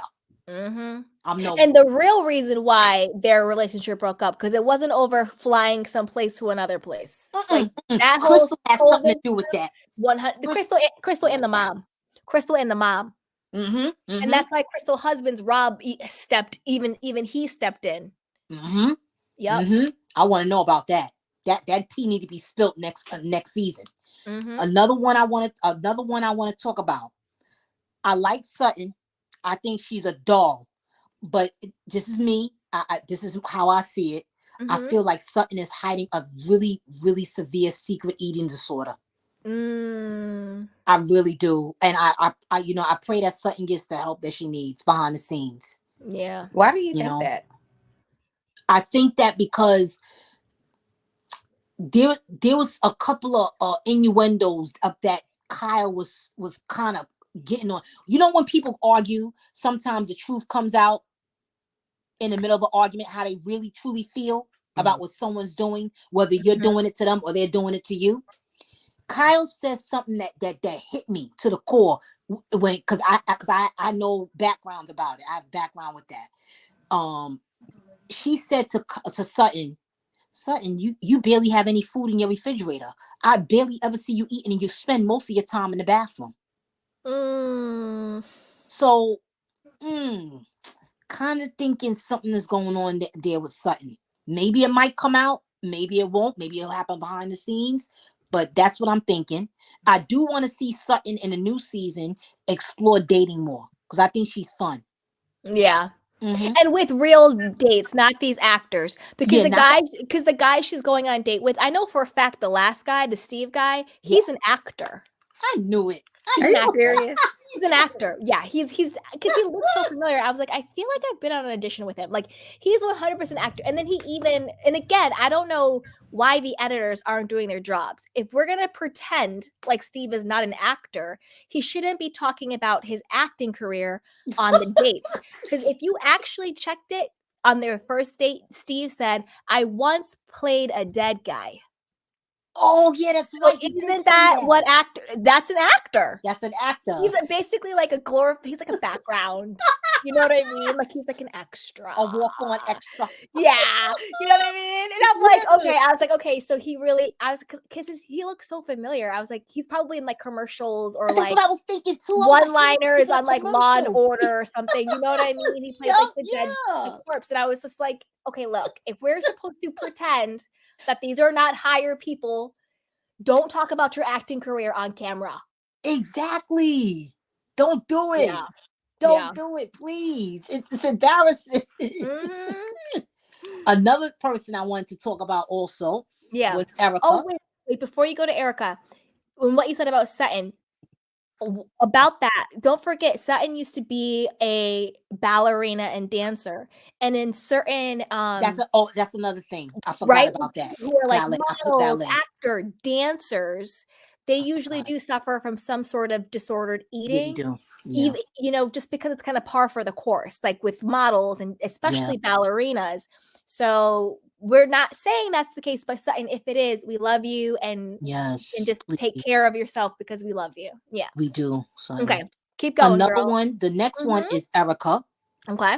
I feel like Erika, the attitude that she's showing is nasty and is vicious, and I don't like it. When she's around Garth and Sutton, she is like a breath of fresh air. She's so cool. She's like, she that chick. You know what I mean? But then when she starts talking about the victims and everything, she just so nasty. Don't want to do this. I don't like it. I don't like it. Talking about, they need to feel for me. What they got to feel for you for? What? Feel sorry for what? Did you get burned? Was your life put on hold? I'm sorry. Did anybody leave you because you have so many marks on your body they couldn't marry you anymore? They didn't find you attractive? I mean, come on. The list goes on. Did you lose your life earnings? Like, come on, Erika. Like, stop the madness. Sell those expensive gifts that Tom gave you and pay the victims. Nobody's saying that you did it. Nobody's saying you did it to them. But have a heart, man. Even the mistress gave back money and gifts. Wow. The She mistress, did? yes, because Wow. Tom was messing around with this woman. I forget what her name is. He paid for her to go to law school. He helped her become a judge. So at this point in time, because he's been doing this for decades on decades, this woman is now a judge. She went on some hiatus when everything hit, when it came out that she what used to like mess with him. She was a mistress. So she was like, let me take a quick hiatus. But she's a judge, and she even gave back because he also got her like some beach house and like 100 grand, all this money. She even gave back property and money that he had given her. He Wow. also had paid for some alleged plastic surgery. Obviously, she can't give that back, but she gave back jewelry and money and property. So even the mistress was like, this isn't a good look. Whether it was moral or out of her own morality, I think it was more out of like, this isn't a good look publicly. She probably had a really good lawyer and a really good publicist. Let me give it back.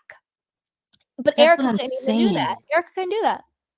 And She just, she did the whole like appealing the earrings that's what I mean. literally just to prove a point, because she even said, "Oh, I knew I would never get the earrings back." Then what in the hell was the point of appealing it? Just to prove a point? Exactly. Just to prove, Erica. just to Yeah. re-victimize the victims? And also, Erika, who's subsidizing your life? Because we all know you're paying for the Vegas residency. Mm-hmm. We all know you're paying for that. You have glam, you have Mikey, Mm-hmm. you have your multi-million dollar house in West Hollywood, you still have Yep. joy and all of that. I know you get a little coin from Bravo, but your lifestyle today does not match your Bravo coin, because Tom Girardi had set up, in my opinion, these slush funds for her. Like that Wells Fargo account, she got $500,000 out of that account. Whose money was that? The victim's money. You see what I'm saying? That's the thing, she's still living off of victims' money, because Tom set up those slush accounts, and his little cronies, his little thugs, because he's nothing but a thug that he worked with, he set them up in their names. That Richard, not Rich, it's like James Wilkes is another one of his cronies' lawyers, had a whole Wow. Wells Fargo account in Florida of $500,000 that he funneled to Erika. Oh, That Tom had wow. set him up with. So when she's out here with these old men, people like, that's her sugar daddy. No, those are Tom's friends who set up contingency plans. You see that? Because that's why in the government's like, where did all the money go? Because yeah, they spent a lot of money, they had a lot of money, but he did this for decades. He did so, like, it's a lot of money. Exactly. We're talking millions and millions Millions, and millions millions of and dollars. millions and $1 million. It's not like he did this scam for 5 years. He did this for like 3 to 4 decades. He This has is not millions. right. This is not Think fair. about it. He's in his early 80s and he just got caught 3 years ago. You see what I'm saying? That's what I mean. This is a lifetime of scamming.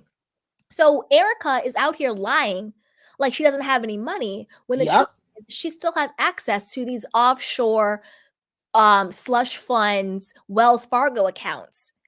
And that's Erika better be where the careful. victim money is. Erika better be careful. I think, and I hope in my heart, not in a negative way, because I don't want to call any negativity back to me, but in a justice way, in my heart of hearts, I hope the feds have a fat case against her. Me too. Me too. I agree. Yeah. Can I say one sentence about Erika? Hey, Tian. Sure. Yeah, go ahead. I just want to say this one thing that I want to get y'all's opinion.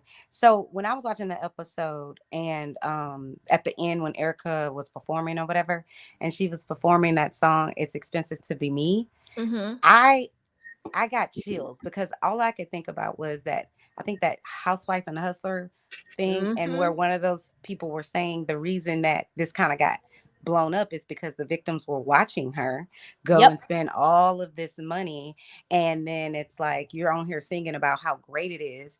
And so I just felt like, one, that's insensitive on her part, but Erika's insensitive in general. And then two, Kyle, this is your party. I don't know why you would, because to me, I immediately thought Kyle doesn't care about the victims either, even though that's not how I felt before. But whenever I saw her, we're going to tape this and show it to the world, I just felt like, again, y'all victimizing these people on some level, because I would be disgusted. And then the other part is, Bravo, you're the one, you're in charge of whatever goes out, to the public, and what you can keep private. So to me, again, none of y'all care. I just don't understand how no one said, this is problematic. Pick another song. You know what I mean? But anyway, that's all I No, Bravo doesn't care because Bravo is giving her a spinoff. She's getting Bet on Blonde. So the whole reason why she was performing at SoFi was a Oh, I didn't know way that. for them to promote Erika's spinoff. Yeah. She Yeah, she well, did I won't be watching she her did the Vegas spinoff. residency in Vegas. She did the Housewife and the Hustler for Hulu, and then she has a spinoff called Bet on Blonde for Bravo NBC. I hope they pay it dust like they paid her Las Vegas show. Basically. Dust. Yeah. The other one I wanted to talk about was Okay. Dingy D, Okay. Dingy Dorit. Mhm. Listen, I think PK should just divorce her behind. Ah! Make her a free woman. She's pretty. She'll find a new boo. I think Mhm. she need to be canceled. I think she need to be removed from the show. Let her go and finish her fashion line, and let her go and sell the stolen jewelry. Mhm. Okay? Because we all know when Garcelle told her what she said, it was the truth. You wearing your Mhm. stolen jewelry, Mhm. Okay? So Garce is doing her homework too. I gotta give Garce her money. She doing her homework. She really Mhm. is. When you talked about Garcelle in Mhm. regards to her talking with her children, I'm Mhm. not with that whole thing about talking with the with the underage either. Yeah, it just feels icky, right? Like It's kind of like it just come on I now. don't ooh. Yeah, Even with like don't do that. But even like I two mean, teenagers, I get I'm that they're doing things that the father. I guess she's trying to say the father is doing things with them that she's not approving of, and I get it. But don't concentrate so much on your kids, Gauze. I want to know more about you. yes. You know, I really like the fact that she was talking about maybe she might fall in love, or what she wants, who she wants to date. I Mhm. want to see that. I also miss the fact that Will Smith's ex-wife Sheree is not on it. I liked her. I used to like her until she aligned herself with Diana Jenkins and Lisa Rinna. Oh, Remember? Yes. She aligned herself with them because she thought that she could probably get a coin from them. Yeah, because when the whole thing came out about Diana and the bots and Garcelle, she was like, she aligned herself with Diana and was like posting about it on like her Instagram store. Like all of that came out. That's when I was like, Cherie girl, stop. Because I think she was man. like, oh, who's the richest people? And she was just looking for a come up and she sort of like turned on Garcelle. Because it's like, how are you out here wishing people happy birthdays and tagging and posting with Diana when you know that everybody is saying Diana hired bots to attack Garcelle's son? So this was during that whole time. No, Cherie I didn't got know she was exposed. She got involved. exposed. That's why Garcelle hasn't talked about her or anything, and they Got it. don't mess with each other anymore. Not giving her life. All Yeah. right. Another one I wanted to talk about was Lisa Vanderpump. I think she should come back to Real Housewives of Beverly Hills. Me They need to too. they need to get rid of the Vanderpump Rules. I don't watch the show. I already know what's going down on it. There's too many racial microaggressions, the prejudice, all that. Just get rid of the show. Get rid of the show. I agree. Lisa, I understand, you and Ken, y'all was shady. Y'all had undocumented workers. Y'all was paying, y'all was paying your gay friends and everything under the table. Y'all was doing your little thing. Y'all was shady. Okay, we know what y'all was doing with Pump and everything else. But I still like you. You bring the drama. I like it. Bring it. That's what I want to see. Even though I do like the glam, I want to see the drama. So show me the glam. I like the LVP. She would show her lavish lifestyle. I like the fact that what was the other young lady that showed her lavish lifestyle? Adrian. Oh man, Adrian was. Oh yeah. She was rich. Adrian yes. Was rich. Big rich. Big rich. I mean, money. I'm talking about generational wealth. Rich. Like I like seeing that. You know what I mean? So that's what I wanted to come back to. I like seeing Kathy, seeing her home, her maid, and all that. I liked all of that. You know what I mean? I don't like the fact that she be acting all goofy. You could take that out, but I like everything else. Yeah, I liked everything else. So I would like to see Kathy come back, and I want her to get Kyle together. You know what I'm saying? When she come back, I want her to come back with a force. I really do. Like I want to see Kathy and Kim in their element. And I want them to really check Kyle, because Kyle, once this is all died down, she needs to get checked. She need to get checked for her sister Kathy. She need to get checked for her sister Kim. She need to get checked for what she did to Garce, her and Mo. I don't care what nobody say. Kyle is still vile in my eyes. However, She is going through some trauma, you know, Exactly. and she needs to go Exactly. when she finishes mourning, which I call therapy. Yep. And when she get her divorce from Mo, because I know they're gonna get a divorce, because Mo checked out. He good. Yeah, he good. checked out. He Yeah. good. Trust me, women are coming for Mo. He good. He don't need Kyle no more. They could take their money, separate, and move on. Okay? Yeah. She done embarrassed him enough. We good. We know you angry, Kyle. You wanted to embarrass Mo. You did it. Checkmate. Let's go. Let him go. Yeah. Once that's over, then I want to see how Kyle is without any of that there, and then let's see. I want to see the difference, how Kyle acted, how she gonna move. Oh no, I don't have my husband. You know what? Yeah, I want to see all of that. I want to see all of that. That's reality TV for me. I want to see that play out, and I want to see Garcelle come for Kyle's neck. I want her to eat her up when it's time. You know, I really do. I think that the production they need to step up on that. They really do. They need to listen to people like us that watch the viewers, and that's where they need to get their material from. I really believe that. I agree. Just saying. That was so good. Thank you, Black Barbie. All right, Jan, you want to sound off, sweetheart? Hi, yeah. Hi. It's been a minute. Yay! Yeah, so I want to actually point out something with Sutton. You have to remember that she was a ballerina, and if you ever look at a ballerina's diet, it is so restricted, and so I mean, they write everything down in a book. Like I ate an orange this morning, I had a granola bar. So I think, you know, old bad habits or old habits die hard. And I think maybe that's just part of who her person are, like who she is nowadays, right? Yep, That she's 100%. very kind of cognizant of what she's eating and how much she's eating. And I think that it probably stems from her past of being a ballerina. You know, so not that I'm saying that it's healthy or not, or that it's an excuse. I'm just saying that that's probably kind of why you don't really see her eating or whatever. Also, about Kyle's thing about no food in the fridge, her chef brings it. She can order out, like, you know what I mean. Maybe she needed to go grocery shopping that day. That's not a huge deal, you know. Agreed. Because when you have that type of money, it's just like, okay, like chef, come and cook and like all of that stuff. Yeah. And this is the thing. I think I agree. I think that Sutton probably has habits now from being a ballerina that just is now intrinsic to her. You know, it's just ingrained in her. And I think the only reason why Kyle talked about her eating was because she wanted to deflect and hurt her because Sutton brought up Kyle's issues. And what's horrible about that is because Kyle herself has talked about her own struggle with eating when she was younger. So then to try and out another woman, which may or may not even be true, is pretty disgusting and low.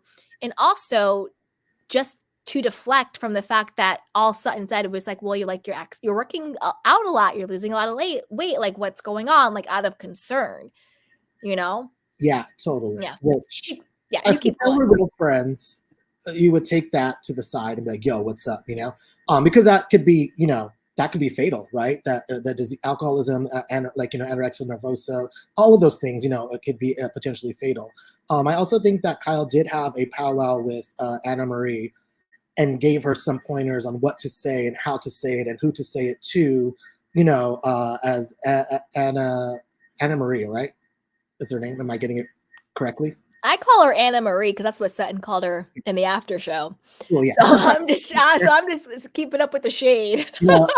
Annemarie wanted to go ahead and use her medical background to kind of comfort Sutton and try to make you know, light of whatever Sutton's, you know, issue is, and then also used that. For me, I think it's very calculated that she said that Crystal said that Sutton had an eating disorder. I think she knew that that Crystal has disclosed that and wanted to blow things up, and I think she got all that from Kyle. 100%. Hey, Jacob. Hi, hello. I miss your whole life, Candy. Ugh, I was at work and I'm like, okay. oh my God, I missed I've been running my mouth for 2 hours in my fabulous panel, so. Oh my God. You guys already talked about the reunion looks? Honestly, just weigh in. Whatever you want to chat about, just go ahead. Well, I hope they do a little bit of a recast. I hope that they don't do a bunch of celebrities or like well-known actresses. Like I know at one point people were like, "Oh, Nicolette Sheridan should join the show." No, like please no. No one who No. we no. I don't think it should be people.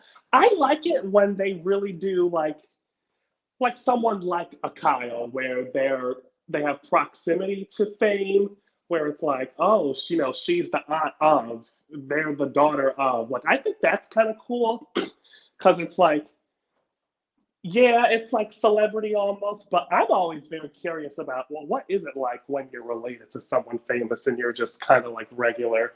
That's kind of cool. Or unknown, like just unknown, please.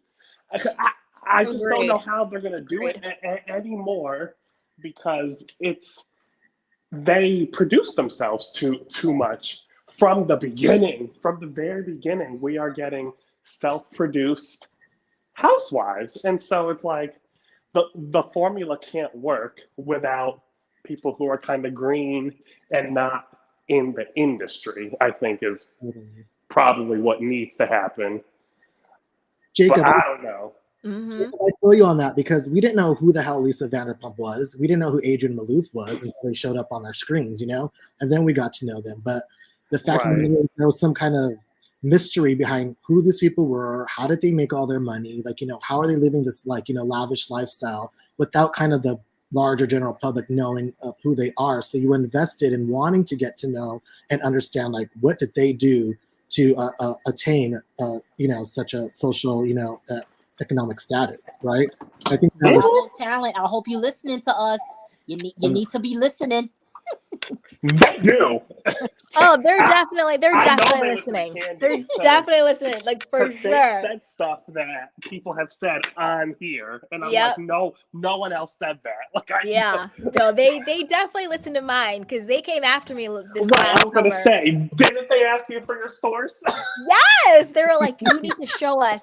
No, they're like, you need to show us. Like, where do you get this information from? Like, you need to just like. And I was like, my head. Like, I don't have a source. Like, Exactly. my source is literally like my head. I watch the show, and my Mhm. mind says, I'm calling bullshit. Like, I am my own source. Candy is the BS detector.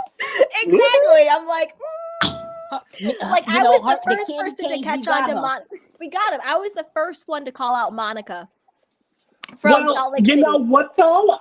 I don't know if you called out Tom and Ariana breakup first because actually yes, because what I Yep. remember, and I thought about this like a month ago randomly. Yep. I remember when you said, but before last season was even airing, I remember you said, I think they're living in separate houses, and I Yep. was thinking like, why would she think that? And I was like, And I think you said, yeah, you definitely said like it's a relationship for the show because they are a brand.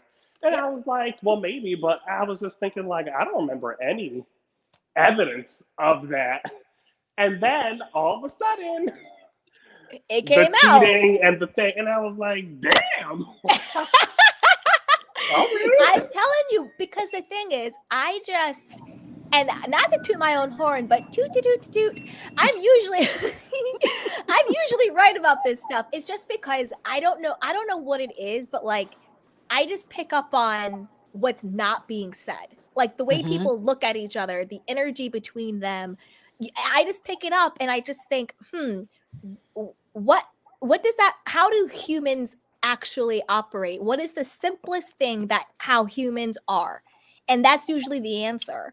And that's kind of how I know all this stuff because I just sort of look at them and I think, how do humans operate? Usually, number one is self-perseverance. Me first. True. And then they use different tactics to get that. Sometimes me first is, well, I'm going to be a beta and I'm going to be a yes to this person. Not because I like the person. I'm looking at you, Dorit and Annemarie, but because I want them to give me cover because giving cover preserves me. Yeah. So that's just sort of what I do. But yeah. And there's a lot of fakery going on. Like the OC, Tamra, what's the other girls? Tamara, Tamara Vicky, and you're talking and about Shannon. They need to stop lying. They ain't beefing. That's a Yeah. lie. That's a lie. They Yeah. are thick as thieves. They Yes, they created are. this fake beef because they wanted they Vicky are. back full time. Yes, they are. I Then believe they that. realized the Trace Amigas wasn't going to work. So they said, let's do more drama. Let's act like we're beefing. So Bravo will bring us back. And then weird Alexis Bellina was like, hold my beer. I'm going to go hook up with John Jansen. Like, I don't believe for 1 second And that Tamara they're actually beefing. Like, get the hell out of here. I don't believe that either. I Not for never 1 believe second. that. Not for I 1 said, second. I bet you Vicky and all of them is hanging out of her house. 100%. They're all hanging out. 100%. Cut the crap. First of And all, honestly, think about it, Candy. I wish I'm they a would have king. brought Vicky back. I'm a king too. So think about this. How you gonna have the Tres Amigas when Shannon is facing the alcohol thing, the whole situation? How you gonna have the Tres Amigas? You know that's gonna look bad. That's a bad look. So what can you do? Let's create some outside drama. Let's distract everybody. Yeah. It was right. It was to sell tickets for that show, and then it was also Vicky back. Tamara's going to pretend. Tamara's going to pretend to be Alexis Bellina's friend, and towards the end of the season, she's going to turn on Alexis and become friends again with Shannon. And the next 100%. 1,000. 100%. And what in the hell the mess is going on in Atlanta? Oh, you know what? I'm Girl. mad. You know what, Portia?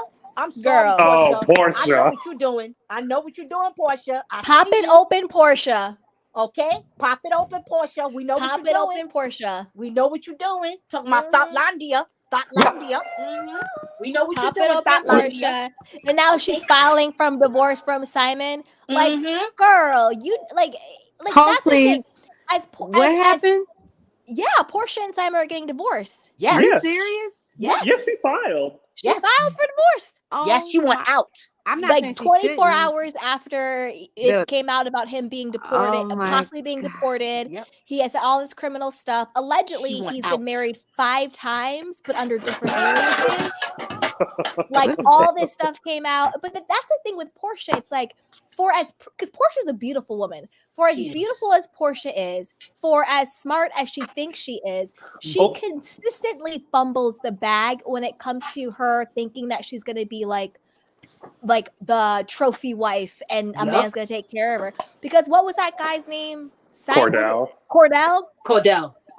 Okay, girl. Yeah, but listen. she was his beard because you No, know 100%. his story. 100%. But it's like if you're going to be someone's beard and do that life, which to me, you guys know me, I'm like a gazillion % liberal. I'm like, I don't care what you want to do as long as you're not hurting anybody. You live your life the way you choose to live it. I don't care.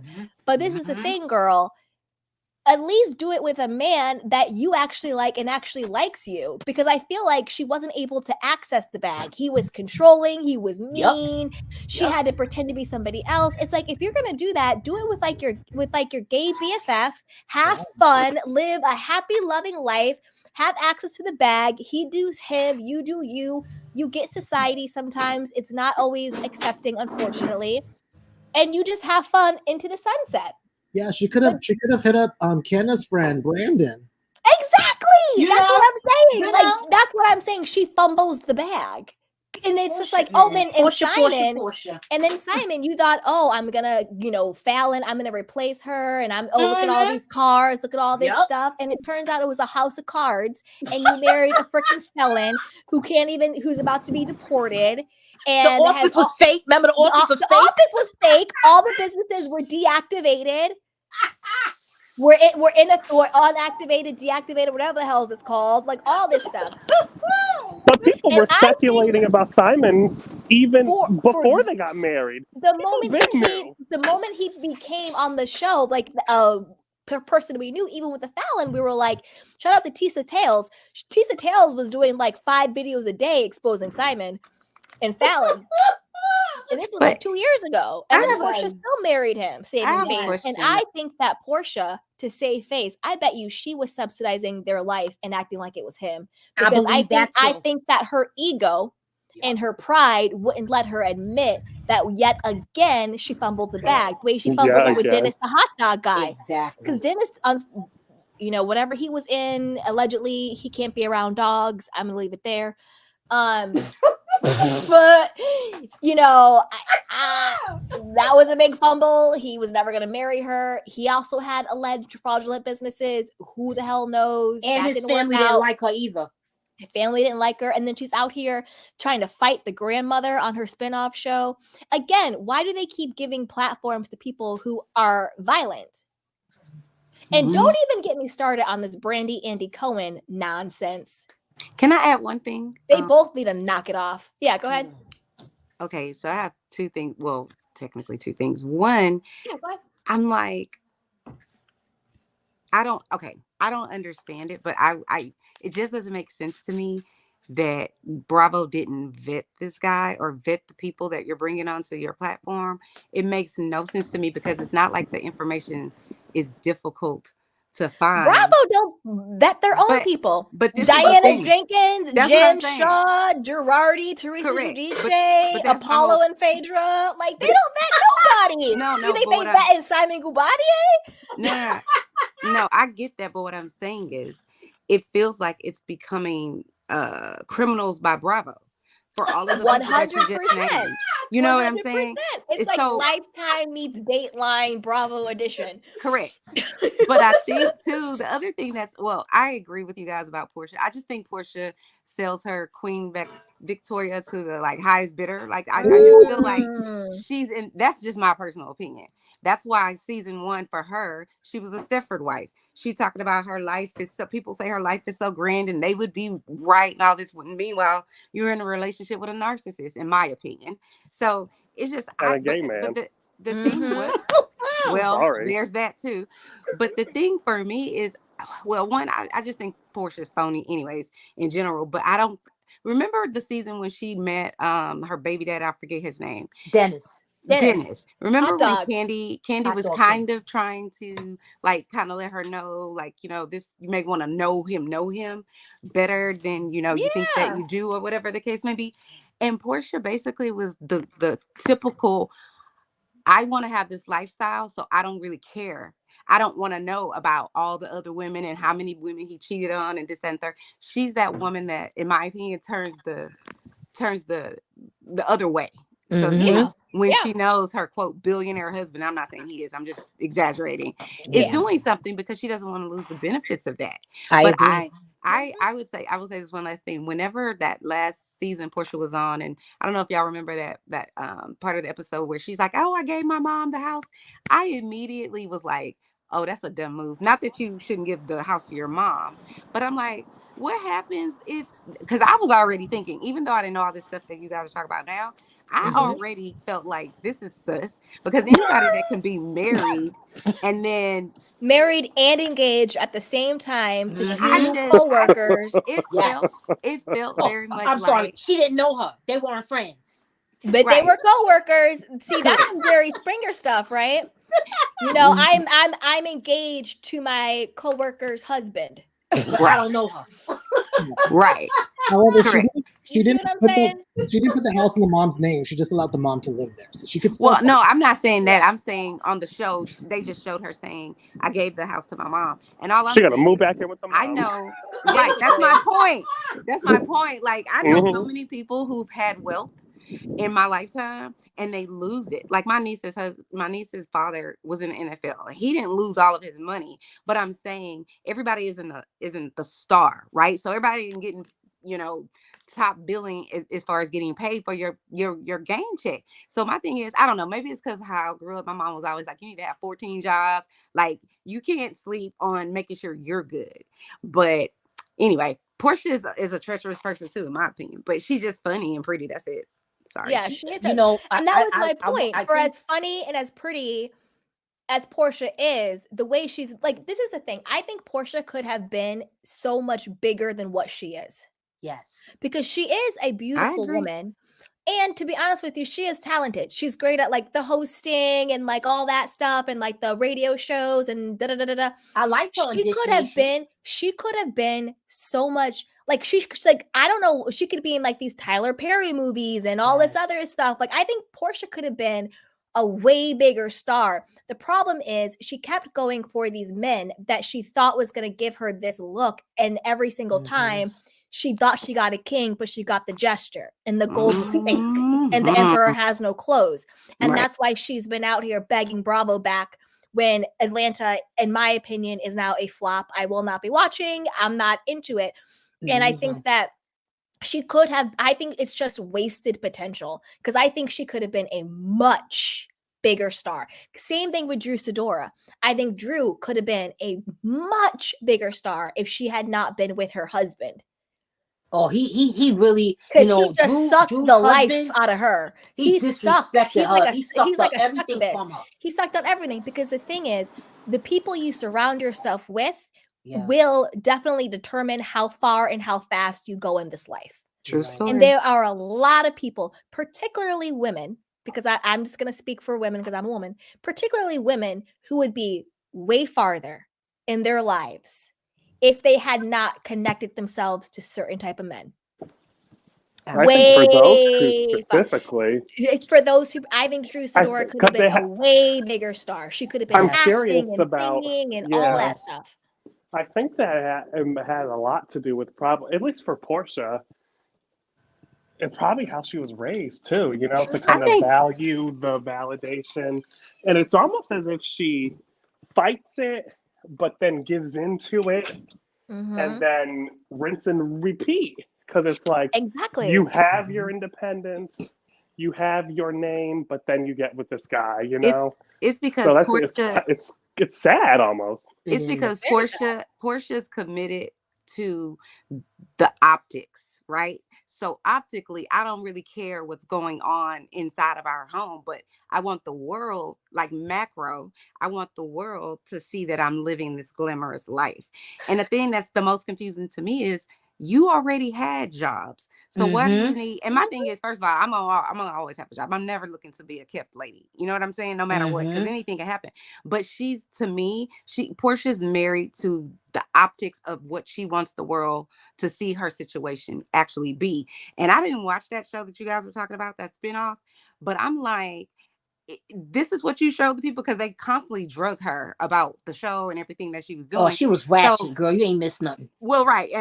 But I'm wondering now, because remember, everybody, I think, could agree that we all wanted Portia to come back when that whole situation happened where she got engaged to her coworker's ex-husband or whatever the case may be. And we all knew if she came back, they're about to gonna drag her. Kenya was gonna drag her, like her eyebrows were gonna just fall off. Like or her edges. I just felt like this is crazy, but I understood why Portia exited stage left.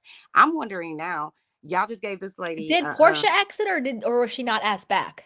No, she actually whichever. I'm saying the optics of it looks like Portia left because she didn't want to get drugged or asked about, her situation. But now this is to me the bigger question. I'm like, so if she didn't want to answer to that, this is a much bigger like elephant to try to explain to everybody than you sleeping with your friend's husband or whatever the case may be. So I just wonder if Bravo is going to be willing, or really if Portia's going to be willing to come on TV. It would be great TV for her to expose it, but I just don't know if she didn't do it with the marriage situation. Oh, she not that she would do it now. So that's my thing. I think she will do it because I think that she needs the show and she wants the show. I personally disagree with that. I don't think she left because she didn't want to get drugged. I think Portia left the way like a Nene left or somebody else left because they think that they've outgrown the show, that now they're too big. Like, I think it's a case of I got too big for my britches.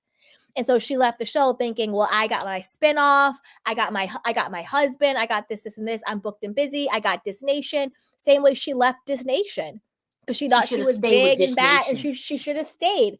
Yep. Same way she should have stayed on the show. I don't think she left because she was scared of Kenya. I think she left because she thought she didn't need it anymore. But now, then she quickly realized. Humiliation. I'm really no. I don't think Portia cares. I don't think you do what you do when you're worried about public humiliation. I don't think Portia's worried about public humiliation. Maybe. Okay. Because I think she left because she got too big in her. I'm not saying this is true. I'm saying in her mind, she thought she was bigger than the show, so she left. Same thing with Dis Nation. But now she's coming back because she clearly needs it. And what I mean by Portia fumbling the bag, I don't mean her getting married to someone and thinking that, because I don't agree with that either. I think that you can be a woman or a man and not work and have your other person, whether it's a man or a woman, be the 100% breadwinner and have a happy functioning relationship. I'm not knocking Portia because she wants to marry a man who has money and feel safe and secure and have a certain type of lifestyle. What I'm saying is the problem with Portia is that she's attracting men who aren't actually able to provide that from her. So there's something in her that still doesn't feel good enough and not worthy. And that's why she's attracting men who ultimately reflect that back to her. There's no problem with wanting to, and shout out to Miss T, my mod, saying wanting the soft life. There's no problem with that. There's no problem with that at all. That's not Portia's problem. Portia's problem is who she's attracting. She went from Cordell to Dennis the hot dog to Simon the scammer. So that pattern right there shows you it's something in her that is still attracting men like that. Because on the other hand, there are a lot of people who are in amazing places in life. They are far and they are, whatever the case may be, not in spite of who they're with, but because of who they're with. And that's when you are supposed to get the right partner. And the right partner, whether you work or you don't work, will bring out the best in you. So that's what I'm talking about with Portia. Yeah, hey, Adam, you want to share? How is Portia ever gonna find the right man for her if she keeps on portraying herself to these and attracting these men that are coming along, and she's getting warning signs? People are telling her. Therapy. The way you do it is you go get therapy. Okay. You work on your own self-esteem. Because the thing is, as beautiful as Portia is, she clearly has a very low self-esteem, which is why she's in these situations. Because self-esteem has nothing to do with how much money you have. It has nothing to do with how you look. It has nothing to do with anything external. Self-esteem is an internal game. It literally means the way in which you regard yourself. Own worth. That is what self-esteem is. Yeah, exactly. Self-worth is how much you value yourself, how worthy, how valuable you feel. That's self-worth. Self-esteem is the level in which you regard yourself. That's why when you say, I have self-esteem, I hold myself in high regard, I don't let people disrespect me. And I also don't disrespect myself because I hold myself in regard. That's what self-esteem is, the level in which you regard yourself. And so that's why I'm saying it doesn't matter how beautiful these women are, how talented these women are. The fact that they don't truly love themselves, they don't actually hold who they are in high regard, they continue to attract men who reflect that I'm not good enough in them. Exactly. And like so Dennis, when Portia goes, the hot dog guy, the Cordell guy, the Simon Gubadier guy, because Portia got with Simon, not so much because of Simon, but because she wanted to prove that she was better than Fallon. Yep.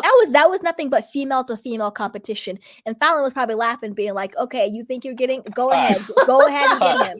That was nothing. That was the root of that was actually female to female competition. Because that insecure little person in her thought, I'm going to prove that I'm better than Fallon. And then maybe I'll feel good about myself. That's really what is going on with the psyche here. And it backfired. And it backfired. And Portia will start attracting high quality men when she actually views herself as a high quality woman. And it has nothing to do with money or her looks. It has everything to do with how she feels about herself. And Candy, you know who else I like? The signs. Oh, I'm sorry. Oh wait, go Adam, and then go Black Barbie. I mean, Kenya kind of spelt the signs out about talking about stuff such as self-esteem. Virtually all the reunions to Portia's face, but Portia was silly because she never listened. I mean, that's just the facts. Kenya spells the facts, and some people don't want to hear the facts. And Portia, I agree with what you were saying about her and Drew. If they put themselves in different scenarios, they could have been in different places. I mean, 100%. I mean, put it this way, if Lisa Vanderpump went down the same journey that Giselle Bryant went down, she would not be where she is today. Let's just be, people, connections is key in this life. You don't have to be married or sleep with everyone, but who you surround yourself with, kind of, at least in my opinion, connection with the right crowd and the right people. It's all about the direction, and and in terms of self-esteem, I mean, I'm glad that you kind of like gave the definitions of the two, you know, self-worth and self-esteem, because some people feel like they're the identical thing, but there actually is They're a clear not. difference. There's But in terms of sorry, I've missed a major part of your recap, but like It's but okay. it's been a crazy Saturday. Yeah. But with Beverly Hills, Mhm. I I cannot. I cannot. I cannot. I just watched the episode earlier today because I've been like real slow, and literally Kyle to make all these Lisa Vanderpump jabs at her white party in the confessionals. Yeah. And just saying, I mean, she couldn't even afford this Kevin Lee guy when Lisa Vanderpump first hired him, so she needs to take several seats. I mean, she needs to just I mean, literally, I felt like pressing the mute button when I saw Kyle's face. I was so angry. Like, she actually just makes me activated because she's all about everyone be honest. Lisa, be honest. Erika, be honest. She's not honest. And even though it's hypocritical because Erika's in this lovey-dovey mode for once in her life, trying to say, I'm going to be your good friend, Kyle, when she goes to the house, I'm glad that she is saying, I want, you know, Kyle to get dragged at the reunion because she deserves to be. And even though I don't like Peter Griffin and even though I don't like the discount Peter Griffin and his wife, aka Fatboy Kemsley and Dorit, I'm on Dorit's side when it comes to that text. She knows exactly what she's doing. If you want to be a stand-up role model, I mean, as I've said this beforehand, Kyle Richards' career on Beverly Hills, quite frankly, has been a fluke. It has been a fluke because everyone knows when this show first came about, all three sisters were asked to join the show, and Kathy Hilton said no because she wanted to just be out of the limelight. She said, "That's my daughter's thing right now. I'm living my life." Da da da da. If Kathy said yes, Kyle would not be in the position she is. And little did we know until 5-6 years ago when it was being made crystal clear, ever since the Puppygate scenario, that Kyle's been in this friend mode with this production company. I want her to just have several seats and actually just get spelt out. I mean, she tries to pretend she's this innocent angel when it comes to Sutton, like, I've been this perfect friend to you, da da da da. She hasn't. She's really sly, and it's the thing with people like Kyle is that she comes across as like an innocent soul, but she's really a calculated person behind the scenes. You know, planning out all these holidays with executive producers. You know, kind of let me plan out this. You come to my Aspen house this week, Alex. Yep. You know, and what have you. It's super, just so weird to me, and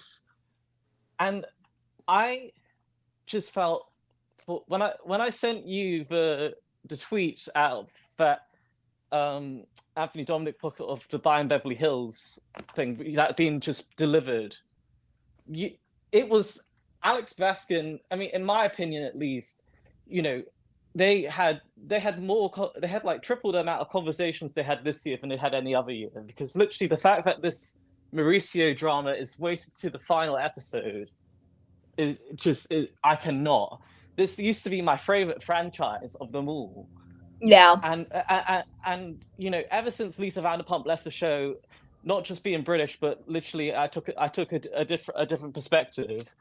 But literally, what is going on here? And in terms of being, you know, a redirection for this show, because I was looking at your poll and before you went live, because you weren't to go live yesterday, I believe. I Yeah. and I saw the result, and people the majority of people want the people to come back. I know. And it's just kind of like, I'm sorry, but what? I feel like Bravo in general needs an overhaul. I feel like it's not. I feel like it's not working on a lot of levels with Bravo. Like all of the lawsuits coming out with like Brandy and Andy Cohen and all this stuff, and like what's going on with like Winter House and Summer House. Like, I feel like overall Bravo as a network needs a refresh.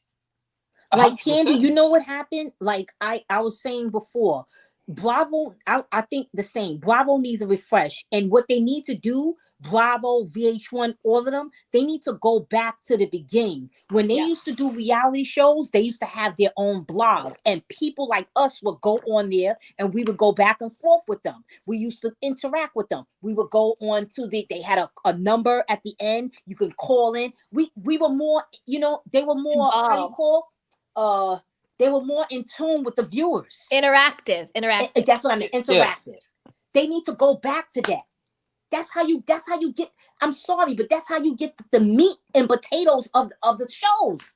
That's where it comes from. That's what makes it real. Now it's too overly produced, over the top. It's like, come on, how much fakery can we see? And then you guys answer this. Between the two things that's going on in the Housewives of Atlanta, do you really feel that that Candy left because she supposedly got, she's got a whole bunch of projects coming up, or do you think she left because Phaedra's coming on board? You mean Portia? No, Candy.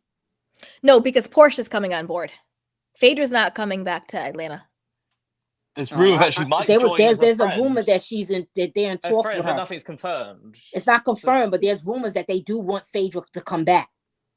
I mean, I believe that Candy was given a deal that was still worth a lot of money, but it wasn't the deal that she wanted.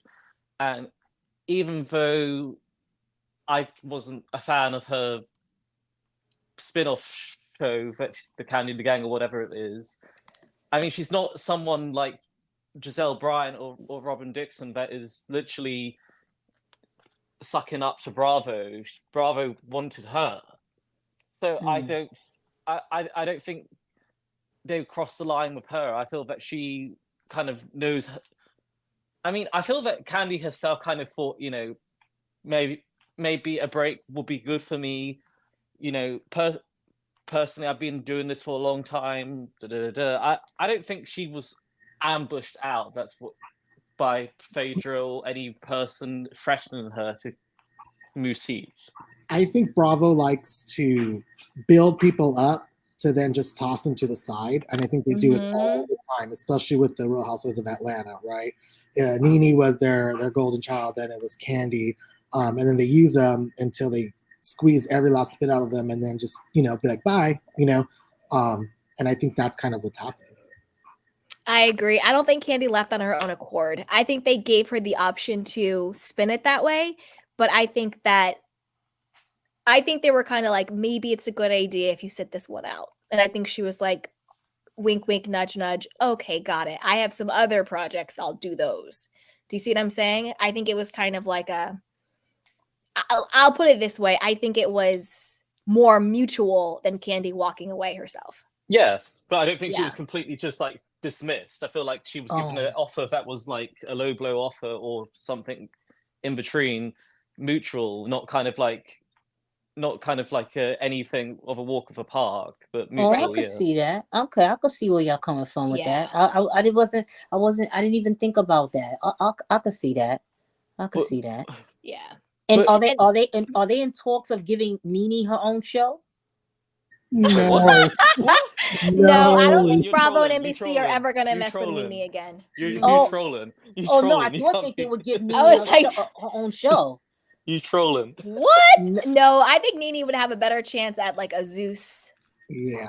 Really? They're never going to mess with her again. I don't even know what Zeus is. What is Zeus? What is Zeus? Isn't Zeus like an app or something? Oh no! Oh, Candy! Oh no! Because really, Bravo and NBC, they're not going to mess with. Like, there are certain people that they're never going to mess with again. Like, I think Bethany shot herself in the foot I think they would have messed with Bethany again, but when she did this reality reckoning and the lawsuits, I think she's on the blacklist. I think Nene's on the blacklist. I think Brandy now will be on that blacklist. Caroline Manzo is on the blacklist. Caroline blacklist is now on the blacklist. Why is I think Carolyn? Well, Caroline Manzo because didn't she's kind of suing care them. because Oh, of yes, the whole right. brand, I didn't know Yeah. the that. whole Brandy I allegedly forgot about what happened in that. Morocco Yeah. situation. Hmm. But Candy, what do you Yeah. think is like the path for both like Beverly Hills and Atlanta? Because Beverly Hills, as I was just saying a moment ago, like literally this used to be my favorite franchise, but now this is kind of going on like several wrong turns.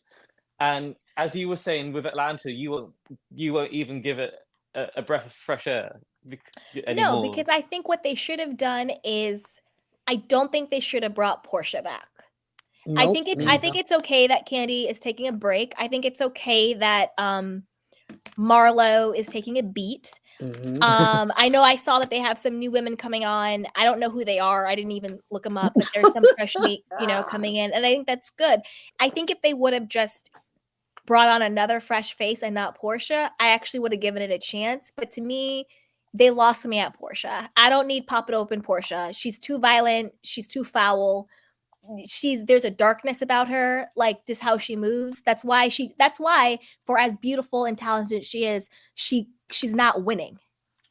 I'm Because sorry, I there's hate to some say darkness bring this up. there's some darkness there, and that's why she keeps not winning. She left the show because she thought she was better than the show, and now she's like they all do. And it's not even always about money. Look how much money Bethany had, and Bethany thought she was bigger than the show, and she came back. So it's not always about the money. There's something energetically going on, and for me, it's almost pathetic. And I mean that in the way I said it. To me, it's very pathetic for them to have to bring her back. I think it's very lazy. And I think if they would have just kept it with fresh peaches, sure. And like Shamia, I don't need Shamia. They're She's a bringing sleeping Shamia pill. back. She's boring. Oh, I she's don't She's need boring. why She's a what are we sleeping doing with pill. Shamia? Like, no, I don't need Shamia on the screen either. She's Like, boring. it's just it. Flip flopper. I'm sorry. They need to do a Yeah. petition. Bring And back Miss Nene and with- Lanithia Leaks, and I'm telling you, Bravo is gonna blow up. They're gonna blow up out the roof. Forgive that woman, give her back her peach, and bring her on because you know she's gonna bring it. Do you know that when I think the problem though Bring with her that back. is I think this might be Forgive an unpopular opinion, but if I were an executive, and I'm speaking from an executive perspective, not a Right. viewer. So you're There's executive no at way in Bravo. hell I'm bringing Nene back to anything I ever do again. No way, ever. Why Would I bring her back? If I'm an executive, I'm not ever bringing her back. Because the way she moved with a lawsuit, this is the thing. If you do feel you have been wronged at your job, you have every right to sue 100%. But it's the way she went about it, which is very different because look at what happened with Mariah Huck from Married to Medicine. Yeah. She also had to sue Bravo and NBC. And she ended up winning. And guess what? She's still cashing Bravo checks. She still has created by Mariah. She still has executive produced by Mariah. So it's not the fact that she sued them, because I am a true component. If you have done wrong, we live in America, and the way that you get right when you have done wrong is through our legal system. That's just the world we live in. So I totally understand that. So I'm not saying that her suing is the problem. It's how you move is the problem. I mean, and Mariah only sued because she's just like, I'm the creator. She didn't call anybody names. She didn't accuse anybody of doing any narcotics or anything. She was there and she was about business and said, look, I don't want anything else besides the money that I'm owed for creating and doing this show. And I want my credits. And that's exactly what, Nene, I feel, should have gone for first, and then she can come out and say, hey, do a tell-all, whatever it is that she wanted to do, so that way she can just get through this, or potentially maybe have her seat back. But then also, I think if Bravo gives, Nene a show, they're basically inadvertently admitting that they were, doing all the things that Nene accused them of. So I think for them, it's easier just to say, hey, whatever they're doing, let's just cut ties so we don't ever have to revisit this again. If Carlos King was such a Nene fan, I don't know why Carlos hasn't pitched a show to Nene. Oof, because she's a liability and he knows that. Oh, Facts. man. Don't Facts. say that. And that's what it is, because you also have to remember that there are two separate conversations going on. There's one conversation when you are in the executive position versus the conversation you having when you are a viewer who you like somebody. So those are two different conversations that people have. That's Yes. going on. So if I am in my executor mode, there is no way in hell I'm ever messing with Nene Leakes in life. No, thank you. And next. No way. But if No I'm way. thinking from a No producer way. mode for money, if I'm thinking If about I'm money, if I'm thinking from a producer mode, my boss is the executive, and so my boss is the one who writes my checks. And if I'm thinking from a Yes. producer mode, I also don't want to hire a problematic talent who is going to turn around and sue my boss. I'm going to do my job, which they should be doing, and I'm going to find fresh new talent, because at the end of the day, Nene Leakes is not the only entertaining Black woman in the world. that's true. I thought All you have to do is go on TikTok, and I will promise you will find hundreds of very funny and hilarious and super talented Black women who deserve a chance. Absolutely. Same Agreed. thing with Portia. Portia is not the only pop it open peach princess in the world. You see what I'm saying? There are hundreds, if not thousands, of beautiful, Black, funny, talented women who deserve a chance. And that is the issue I have with recycling this stuff. Yeah, There's so totally. many talented people who deserve chances. So why do we keep having to go back to Portia and Nene? I get it. They're a vibe at some point in time, but why can't we give other people chances? That's true. Totally.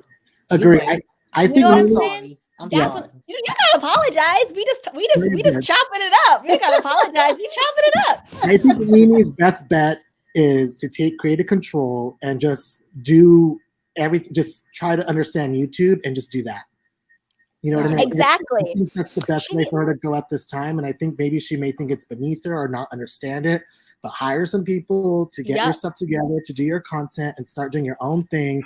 Obviously, she has a following, but right now, you know, she will not be touched by a lot of executives, like you said, Candy. And I think that she will start monetizing all of that stuff, right? 100%. And there's no shame in that. Because at the end of the day, Bethany Frankel, we always talk about how much money she has. Bethany Frankel is an influencer content creator right now. She's on TikTok, she's on YouTube, and she has a podcast. They said she's bored. They you said know what I'm she's saying? bored. So I actually think she's pretty. I personally, I'm not saying I agree with everything Bethany does and says, but I actually like Bethany. I think she's very entertaining. But what I mean by that is I agree with Tiana is saying, and just like Kimberly said, how Kelly Dodd is on the blacklist too, but she has her YouTube show. There's nothing wrong with turning your audience and your personality and your talent into being a content creator. That's what I do. I have a YouTube channel. I have a podcast. You know, like it's fine. You know, me and Bethany have the same exact channels. Like Bethany Frankel is just like me. She's a content creator. She creates TikToks. She has a YouTube channel and she has podcasts. There's nothing wrong with that. Nene should do the same thing. And look at Rachel from Vanderpump Rules. Rachel goes rogue. Now she has a podcast and monetizing her story that way. There's nothing wrong with being a content creator. In 2024, to be honest with you, that's probably your best bet. To be probably your best bet. So Nene, instead of trying to be like, bravo, bring me back, own your content, own your revenue streams, own your personality, own your brand, do a YouTube channel, do a podcast. Look at Two T's in a Pod. As boring as they are, their podcast does great. But it does great, and it's bringing in money, and they opened up and now they're doing their own podcast network with iHeartRadio. They have other people coming on. They're doing like 3 or 4. They have their husbands doing the Eddie and Eddie show. They're doing another podcast with what's her face, Emily, and all that stuff. So now they have their own little mini podcast network going on. In 2024, the way people are actually being entrepreneurs is through digital content. Totally. I mean, and at least when you are your own boss, nobody can fire you. Also, Candy, you hit the nail on the head with you own your own content. Exactly. You own your own content. It's great. Yeah, indefinitely. They can rerun all of these network shows, our cable network shows, our Bravo shows, and you're getting zero besides a little bit of publicity maybe in another country where people don't know who you are. But at the end of Yeah. the day, at least if you have your own and you produce your own content, you own that and you can do whatever you want with it. 100. true. Look at, I don't agree with this chick 100%. There's a lot of darkness going on with her too. But even look at like a Tasha K. You Oh know, yeah, I don't watch her either, but I don't watch her because I'm just using it as an example because people know that's not really my cup of tea. But even she was like, I wouldn't. She was like, I wouldn't take on a show like a more mainstream show because they're not going to pay me what I'm making on my YouTube channel. Got it. She herself, you know what I'm saying? Because the thing is, at the end of the day, what these like Ninis are holding on to is a very outdated, egotistical mindset that the only way that I am validated is if XYZ validates me, like a Bravo or an NBC. Like even when Portia was on Ultimate Girls Trip, she's like, "Oh, I'm back on Bravo," and they were like, "This is Peacock." You know, they're two different things. That was funny. Bravo and actually Peacock funny. are sister brands. They're sister networks. They're not the same. Yep. NBC owns both of them. People think Bravo owns Peacock. That's not true, sweetheart. You know what I'm saying? So it's like, Yeah, and it's the under producer was NBC like, Universal. you're on Peacock. You do know that like this isn't Bravo. Like you get that, right? And she was like, oh, I'm on Bravo. They're like, no, this is Peacock, babe. Oh my Totally goodness. different. That was pretty funny. I mean, That is. but I agree. I mean, in terms of Bethany, I think the hypocrisy has gone up to cloud 9. But like literally, with what you're saying though, in terms of what the ideology of being a content creator is, the movement. I mean, if anything, you know, what's her name? Charlie D'Amelio on TikTok was, you know, it's got something like 20 million a year. Oh my gosh, look at that Call Her Daddy chick. Alexander Yeah. Cooper. She got like a 200 million or something ridiculous it's just podcast deal for her podcast. So it's like people are making bank out here with content and podcasts. And then it's also a good way to promote other things. Like I'm like, you guys buy my t-shirts because merchandise, you know, like your Up and Adams and your Kimpires, they're making money through YouTube, but they're also making money through their merchandise. Buy my hat, you know, buy the tickets when we go on tour. It's like, it's basically how any person who's like a quote entrepreneur business person makes their money by promoting and selling their products and their goods. And it's just a way to sell it. Like buy my course, get the t-shirt, get the ticket sales. Like, and like musicians, usually musicians, I'm talking about the big stars, they make their big money when they say on tour through merch sales. Way more through ticket sales. Oh wow. Can I say 2 things about the topic, you guys? Oh, well, first I want to say this. Candy Washington. Oh, I wrote your name on my note. Hold on. I was like, yes. Right. I was like, me? Yeah. But I wrote my little note about you. My note says, Candy Washington, you should put Pop It Wide Open on a t-shirt and sell it. But I do want to say about the Nene situation. I think that, and this is my personal opinion, I think regarding her being fired or coming back to the show, I think it's less about the lawsuit, even though that's a very big piece of it. I think it's more about giving Nene more ammunition when if let's just say hypothetically, Bravo's like, okay, all is forgiven. If you put this lady that sued you back on the show, she's going to at some point, or you're at least putting yourself and your company and whomever else at risk for this lady pointing out racism or whatever it is that she said that, you know, she was suing them for or whatever. So I think it's more about, I'm not going to give this lady any more ammunition. And I do think it's about Andy's ego. Because remember, he always says, Nene said, keep my name out your mouth or something like that. And he's like, yeah, and I'm going to keep your name out of my mouth. So I think he's just bitter Betty. And then the only other thing regarding you guys is like ideas about Nene having her own platform, you know, doing YouTube, whatever it is. I think the reason that Nene probably won't ever do that or be successful at it is it's the same reason why if you're going to start a business of any kind, you need to value or really love what you're doing, and therefore you'll do it no matter what, right? But if you say, I'm going to start a business about cupcakes and you don't really know how to bake, it's like pointless. Like, why are you doing that? You know what I mean? And I Yeah. think with Nene, I'll just say this, from season 1 to all the way up to whenever she was making her millions or whatever at Bravo, she got, in my opinion, or a lot of them do, you get paid handsomely for really, really small work. And I do think it's a chore to, part of it is, being humiliated and being people dragging you and all this kind of stuff. But I do think that Nene does not want to work hard in the way to earn the type of check she was earning with Bravo. And with YouTube, at least my little small channel, it's like you have to be consistent. You have to be giving the people feeding the machine what they want in order to grow your platform. I don't think Nene feels like or wants to sit behind a computer every day, talk about the news, talk about other celebrities, or whatever it is that she might want to talk about, her clothing line, whatever. I don't think that would feed her soul, because that isn't something that she's passionate about, which is why I said you shouldn't start a business if you don't love what you're doing. I That's think true. Nene loves Right, the but I think checks, but she does not want to work for it. That's it. what I would say to that, the first one about what was I forgot what the first part was. I Anyway, said the loss. I said I think. I'm not oh, saying the it's not the lawsuit. Oh, lawsuits. right, Yeah. right. No. So the reason why I disagree with that is because, again, it's a business. It's actually a corporation. So let's say NBC was Walmart Inc. Okay. And say I am an employee of Walmart Inc. and I end up suing Walmart because I felt that I was sexually harassed. It was racism. My boss was doing drugs, and I am, ranting about it on Twitter and Facebook and everywhere. And I sue Walmart. Do you think Walmart is going to then turn around and give me a job?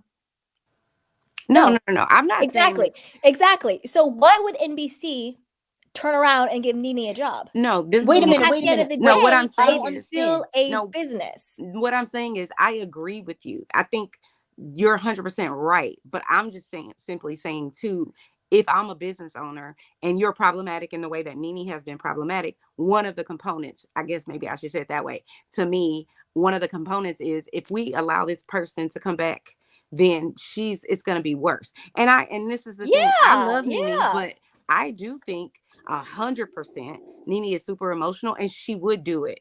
She would do exactly what she's already done again. She would be yeah. happy and whatever for a season or two, and then she would go back to I hate Bravo and their racism and whatever else. But Yeah, I'm not and saying you're the wrong. I moment she agree. doesn't get her way, she would have a temper tantrum. Correct. Because the problem with Nene is, do I think what she's saying was true and happened? Yes. But do I think she was okay with it as long as it served her? Yes. So, and that's another thing with Facts. Brandy. Mm-hmm. When I feel the same way about Brandy. I'm like, Brandy, how are you now trying to sue Andy Cohen when you had no problem with the Yeah. mess as long as the mess served you? But now that your little Morocco girls trip isn't being aired, and now that they're not asking you back for stuff because of what happened with Caroline or whatever the case may be, now you want to sue them, but you were so desperate to be on any Bravo show that would have you. So I it's mean, like, the whole thing with again, Denise, she even got with the Denise cameo. exactly the whole Denise thing, in my opinion, lying on Denise and going out here and doing the absolute most was so nasty and disgusting because she wanted to be back on the show so bad. She was willing to sell her soul and do whatever she had to do for it. And now all of a sudden you have a problem with Andy being wasted on a FaceTime, which I'm sure has happened a lot, allegedly. So my same problem with Nene is the same exact problem I have with Brandy. I think You also, can't. So, Oh, go ahead. let me sorry, see if I I can think understand what y'all saying, because I was a little bit lost, Candy, just Okay. a little bit. In regards to like what you said, if someone gets SSH on the job, Okay. then if they do something and speak up about it, they shouldn't be asked back to work.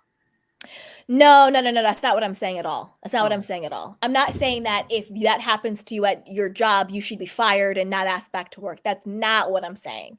I'm saying if you handled a situation the way Nene handled situation, and again, she never said she was sexually harassed. That was just me talking like, if this happened, blah, blah, blah, would they hire you back? Probably not. That's not what I'm saying. got it. Obviously, if you've been harassed at your job, you should not be fired because someone's harassing you. Obviously, that's not what I'm saying at all. I'm saying with Nene being like, oh, my boss is doing drugs and he's doing this and this is happening, blah, blah, blah. Yeah, But you had no problem with it as long as you were in favor. got it. That's what I'm saying. Got And it. the only reason why you have a problem with it now is because you have fallen out of favor. Yeah. That's what that's what my point is. I think That's what my point is. Yeah, then the when, convenience. I think on Convenience. top of that, of it, yeah. I think on top of that, like Candy and Chanel, you hit a point with when Mariah sued, she kind of sued in silence, right? There was a lot of hoopla around it, but ever since Nene has done, and by the way, Nene is one of my favorite, television personalities, entertainers. I think She's great. But I think what she did was notice how her case opened up the floodgates for all these subsequent lawsuits that are so loud, right? They're all so loud. And and I'm not saying what they're doing is right or wrong, but I'm just saying I'm giving kind of an understanding of what I'm thinking is why they won't really give Nene a chance or offer her any grace, because ever since she kind of went out there and she spoke her truth and she did it very loudly and as she's entitled to. I think from then on, now subsequently every single kind of lawsuit or anything since then has been also extremely loud. Yeah, she magnified it because of her name, being involved. I never thought about it like that. Yeah. Thank then you. to the point about I actually think Nene is a hard worker. I do. I don't think that she would just want the easy way out and start a business, do what you love. There are so many different formats to YouTube channels and podcasts. And don't forget, Nene wanted a talk show. A podcast, if you have it a certain way, essentially is a talk show, because there's so many different formats. Like, for example, my YouTube channel, this format, I'm up here talking about this, I have panels on. But then for my podcast, I interview people, and then I also do solo ones about like self-care and all that stuff. So podcasts take on so many different things. Look at Vile Files. His podcast, yeah, I was just going to say that. His podcast is basically a talk show. He's basically the talk show host. He has his two little co-hosts, the two little girls, and then he has, celebrities and reality stars come in and he interviews them. Look at Heather McDonald. Juicy Scoop. That's nothing but a YouTube channel and a podcast and her Patreon. And that's basically a full-fledged production, almost variety talk show type thing. You know what I'm saying? She has big celebrities come in, she interviews them. Call Her Daddy. On Call Her Daddy, she's interviewing like Gwyneth Paltrow and all these really big people. Like, that's basically like a talk show. So there's different formats for it. And Nene wanted a talk show. That's what I mean by people. And by people, I mean like the Nenes and like people like that. I'm not talking about you guys, obviously. Need to like realize, if you want to be successful, you have to learn how to pivot and adjust. And if you want a talk show, but that quote TV network talk show isn't working out for you, do what and like Mariah did. Mariah wants to be on a talk show. She went and she self-financed 3 episodes. She said it with Carlos King. She got her own studio. She got her own. She created her own studio to create content with. Yeah. So Mariah is doing exactly what like the Bethany's are doing and what all of us are doing. She's creating her own content. And the format you do it is your own format, and you can find out what you like and what you want to do. But this world waits for nobody. So just to say like, I'm not saying this is Nene. I'm just saying like in general, if she's like, no, I want this particular job back. Well, tough titty, like tough. Guess what? Being on that show was a privilege, and everybody in this world has to pivot.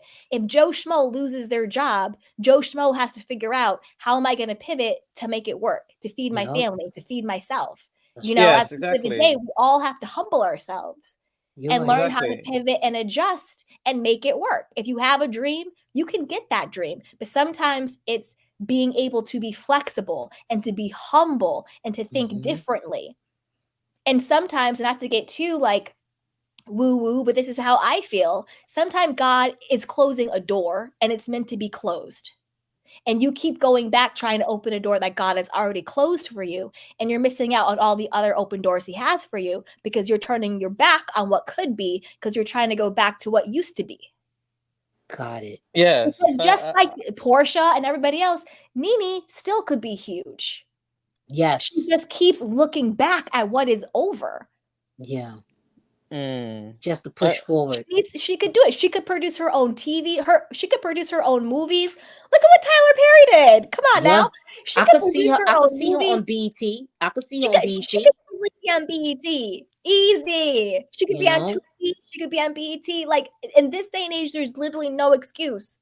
There's a Especially plethora of if you opportunities. already have a little bit of coin, and you already have connections, and you already have a name for yourself. It would be so much easier for someone like a Nene to start to go out, create her own content, use her connections and her contacts to do something. Look at Candy and Todd. The reason why Candy is because she owns her own stuff. She writes the music. She owns the rights to it. Her and little Todd Tucker producing their own movies. They wrote and produced the Pass. Got that on Peacock and some other channels on BET. That's what they're doing. They went up there and created their own stuff, and that's a Candy. Candy wasn't waiting on anybody to give her an opportunity. She went out and she made it. She took it. She's a hustler. She's a hustler. And that's why a lot of the people on the show had such a problem with Candy, because they were jealous. They were jealous. Think about what happened with the whole Black Lives Matter and stuff. When they were all so mad, Candy went to the people, blah, blah, blah. The reason why they were mad at Candy was because they wanted to go to the executives to get more opportunities for themselves. Like, you should give us more spinoffs. You should give us executive producer credits. Candy went to production to the executives and said, I want you to make more opportunities for Black and brown production company, below the line, behind the scenes people. Candy went there and said, I want you to make opportunities for more people. But the Nenes and the Portias and everybody who got mad at her wanted to go to the network to make more opportunities for themselves. But then they tried to make Candy the bad guy. And Candy was like, I'm not the bad guy. She was like, you guys can go to the network. Go right ahead. You can. How am I going there stopping you? But they knew that they would be more powerful with her. And that's why they got mad at her. Because they knew the power she had. Because of her voice, her platform. I must say, Candy, I love how nuanced you're being about this conversation with the Nene and the approach. I mean, Thank you. Kiki said people are still watching BET. Oh wow! Actually, that's me. I watch BET Plus. I do watch BET Plus. I love the movies that they show on BET Plus. It's really good. They show movies by Black directors and producers. I think it's wonderful. I like it. Oh, don't do me like that, Kiki. No, Kiki's funny. I'm actually Kiki and Chanel, but let me explain. I didn't know that, like, every time you get a Gmail account, you automatically have, like, I guess a YouTube account. Because on my phone, I'm a different person than I am on my what is this thing called? iPad. It's weird. I didn't know that, so I have to tell people, no, that's actually me. But carry on. I mean, y'all still watching BET and eating catfish? Who out here still, risking their life eating catfish and watching BET? That's because Google owns YouTube. Right, I know that now. I'm just saying I didn't know it in the beginning. So I'm like, oh. Yes, I still like catfish, and I do love BET Plus. I watched the First Wives Club because my friend is on the show. I'm not going to say which actor it is, but my friend's on the show. So I watched. Friends with Beyonce? I'm joking. Sorry. Beyonce. She's on the First I Wives think I know who it is, Candy, but I ain't going to say it. It's Beyonce. Beyonce is not on the First Wives Club on BET. But one of my friends is on there, and so I watched to support them. But other than that, did you guys watch Mea Culpa on Netflix? That is an hour and a half of my life I will never get back. I am so mad. Kelly Rowland is gorgeous and beautiful. I did love the cinematography and the costumes and the outfits, but the rest of the movie, I'm so mad. I didn't want to see it because I felt like the acting it didn't look good. I'm so mad. The thing is, I think the acting would have been better. I'm so mad. I'm so mad. I was like, y'all did this. I was like, y'all got Kelly Rowland out of bed for this. Yeah, the trailer didn't look appealing. What is it, a movie or a show? It's a movie. It's a movie on Netflix. It's called Mea Culpa. It's like Tyler Perry's new movie. Oh, okay. Yo. Yeah, he should have went to BET Plus with that. Yeah. He should have went to Zeus with that. Yeah. The trailer didn't look good. I was like, what is going on? But if you guys do watch it, they do have really beautiful costumes. Like, the costume design is beautiful, and Kelly Rowland's is gorgeous. Like, she's goals. Her skin, her body, her hair. I was like, okay, girl, I see you. But the plot, I was like,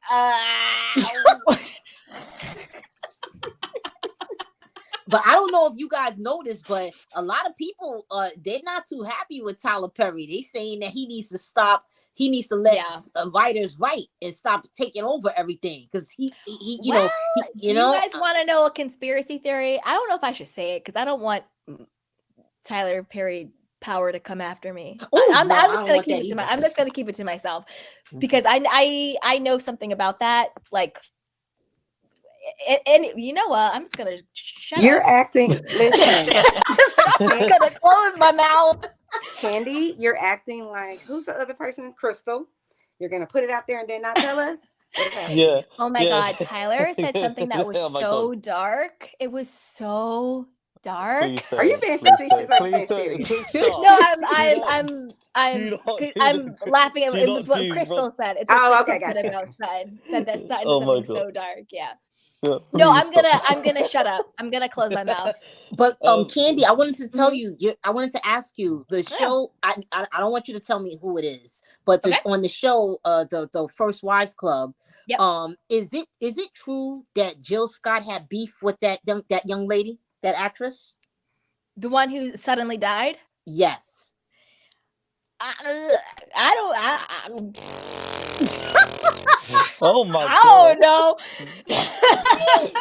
They said word on the street is Jill Scott got kicked off the show. I mean, is Jill Scott a producer on the show? Well, she's not a producer, but she's the bigger name. I don't know. Watching the credits, see, is she a producer on the show? Well, that's what I was looking for, and I didn't see her name. Okay, I don't know. I don't know. Yeah. I don't know. But I did like that actress, though. I stopped watching it after they killed her off. Yeah, it was sad when she got killed off. I mean, I don't know. I just watched to support my friend. Yeah. Yeah. Did you see the thing that Heavenly tweeted out that she deleted after a few minutes? Heavenly is so problematic. What did she say? Because I said, Candy, I sent you a DM on Instagram. Check it out. Okay, let me check.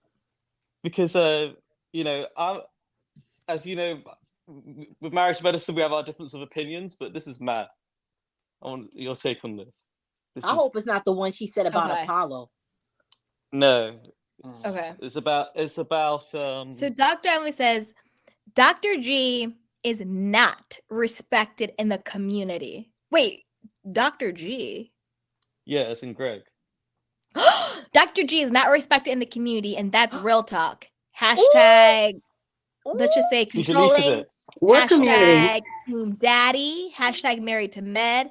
And then someone says, now how does a sweet tea know that at Dr. Heavenly isn't respected in the medical community?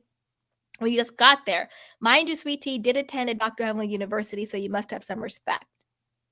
And then the real tea says, it was tacky and ghetto to announce that at a medical gala. This is why she isn't respected in the medical community. I had secondhand embarrassment from Dentist the Menace. Wow. And so Dr. Heavenly said hashtag, a word that starts with P and means adults who have inappropriate feelings, interactions with children. Oh my god. Because I sent you how she edited it, Rafa. Just loading. Oh my goodness. Wow. Yeah, I'm not even touching that one because this is the thing. You don't mess with certain stuff. It's like I was saying before, like even with like not as deep, obviously, but when I was saying how like even Garcelle and her kids, not just Garcelle in general, just like in particular, just not Garcelle in particular, but in general, I don't like ever hearing about children and sex. It's just nasty to me. It's inappropriate. It's inappropriate. It gives me a weird ick feeling in my stomach. I don't like it. So for Dr. Heavenly to throw that out there, it's very irresponsible. And also it's like, you have to think about, if this is actually true, think about the victims. And if it's not true, then you need to be fired. Dr. Heavenly, what are you doing? Because you can't be out here saying people are that. Damon, get your wife, man. God. That's deep. That's dark. That's another level of evil That is some Diana Jenkins stuff. That's some stuff I don't even like to talk about it because it disturbs my spirit. Like, I don't like it. Anything to do with children and no. Dr. Damon, come and get your wife, please. No. Dr. Damon, get your No, wife. no. Yeah, and yeah, that's a really big accusation. That's actually kind of like one of the darkest things you can ever say about somebody. Oh man. This is messed up, man. She also spelled it wrong, but whatever.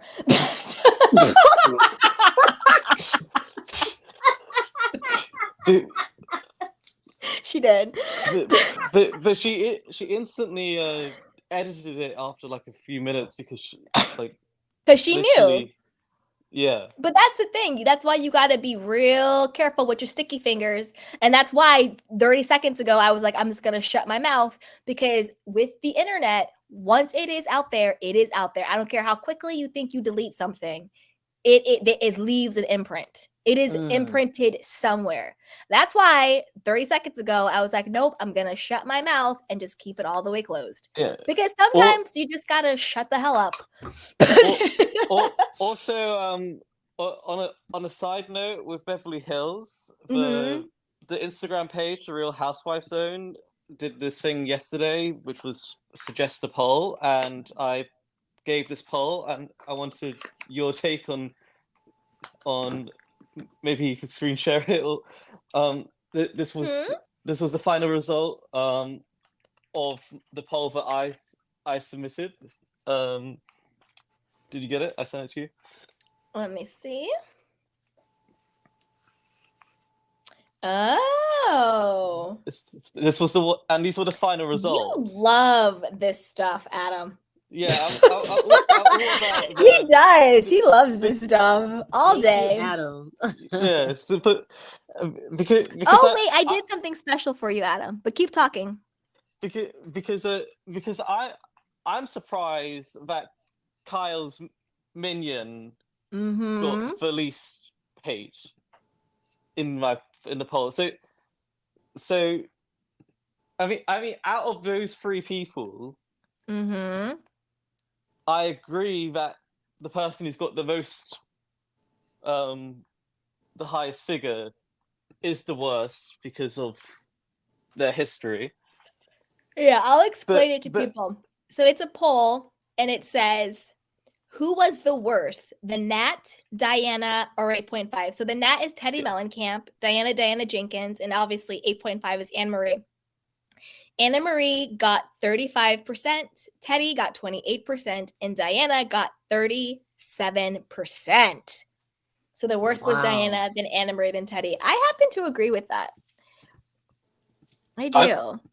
I would. Are you ready? Wait, Adam, I have something for you. Are you ready? Okay, is this FMK? It is FMK. Yeah, I've been waiting for it. I know. We've been. Why is it come on? Show. Oh my goodness. Oh, here it is.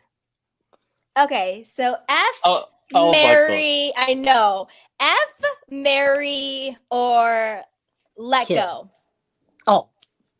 Okay. Larsa Pippen, Kyle Richards, or Jizzy Neck Giselle. And we all can play. Okay. Do you want me to go first or fashionably last? Because you love it, you can go fashionably last. All right. Because going last is the best. So go Chantel, then Black Barbie, then Tian. Did you say Chanel? Yeah. Oh, what's the question? Who we gonna get rid of? It's FMK. So FMK. Well, so I would say Garcelle, but wait, Garcelle. I'm sorry. It's Larsa, Kyle, and Giselle. No, I'm thinking Giselle, but I said Garcelle. Sorry. Oh. Oh my god! How do you not get those two confused?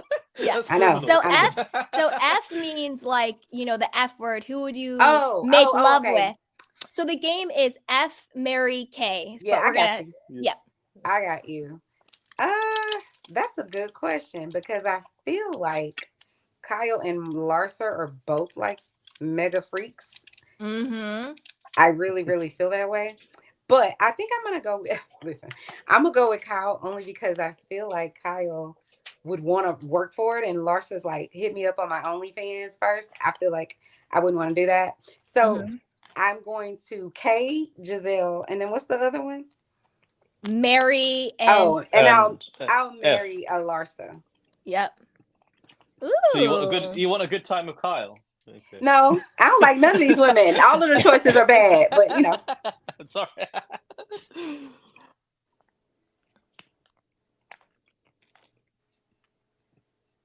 Go Black Okay. Barbie. Oh. Okay. I would. I would marry Giselle because she's not high maintenance. She dresses whatever, so I wouldn't have to spend a lot of money on her. I would probably F Larsa because she's one of those girls. She's a hot girl. Mhm. And I would Take kill Kyle. Yeah, Yeah. I would kill Kyle. Kyle's too Okay. high maintenance. True. Go Tian. Can you hear me? There's something in the background. Can you hear me? Yeah, we can hear you. Yeah, I can hear you. Okay, cool. I'm gonna go down. Actually, I don't know. Okay, so I'll. By the way, I none of these. I will. I know. That's why I did it. Thanks a lot, Candy. No, they're No, missing you an should thank appendage. me. I'm the one who asked it. They're all missing an appendage. But anyway, I guess Larsa and I mean anybody, any woman, I'd have to be like extremely like wasted, like blackout. Mhm. Not because she's like not beautiful, or whatever, just because, like, but I would, Yeah. and maybe I'll have her film it so then I can just get some of that OnlyFans coins. I have no idea. Mhm. I would marry Kyle because she's a lesbian, so that would be easy. We could just like be gay and she could be lesbian. Oh no! Oh man! And then Oh, please. Giselle, I would have to kill. Unfortunately, I wouldn't. Yeah, because she's just kind of boring, and she lives in Potomac. damn. I would never want to live there. Yeah. That was good, Tian. Go Adam. FMK. Okay. Firstly, I would kill Larsa, Mhm. and I would marry Giselle, then divorce her, and I guess I would have a fun time with Kyle. I could never be around someone in any capacity who questions someone's legitimacy of their cancer. I mean, they're dead to me. I'm sorry. With what she did to Gertie, that was horrible. And Candy, which ones float your boat? Ooh, I would take out Larsa because she hates black women and I wouldn't want to touch her. The way she treats Gertie and Kiki, and she was best friends with Kim Kardashian. Like, they want to be us, but they hate us, right? Yeah. You see what I'm saying?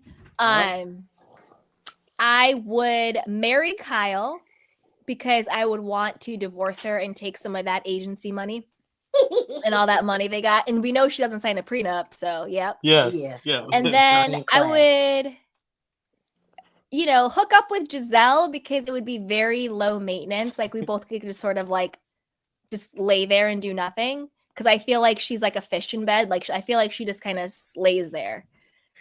So we could just lay there together and do nothing. I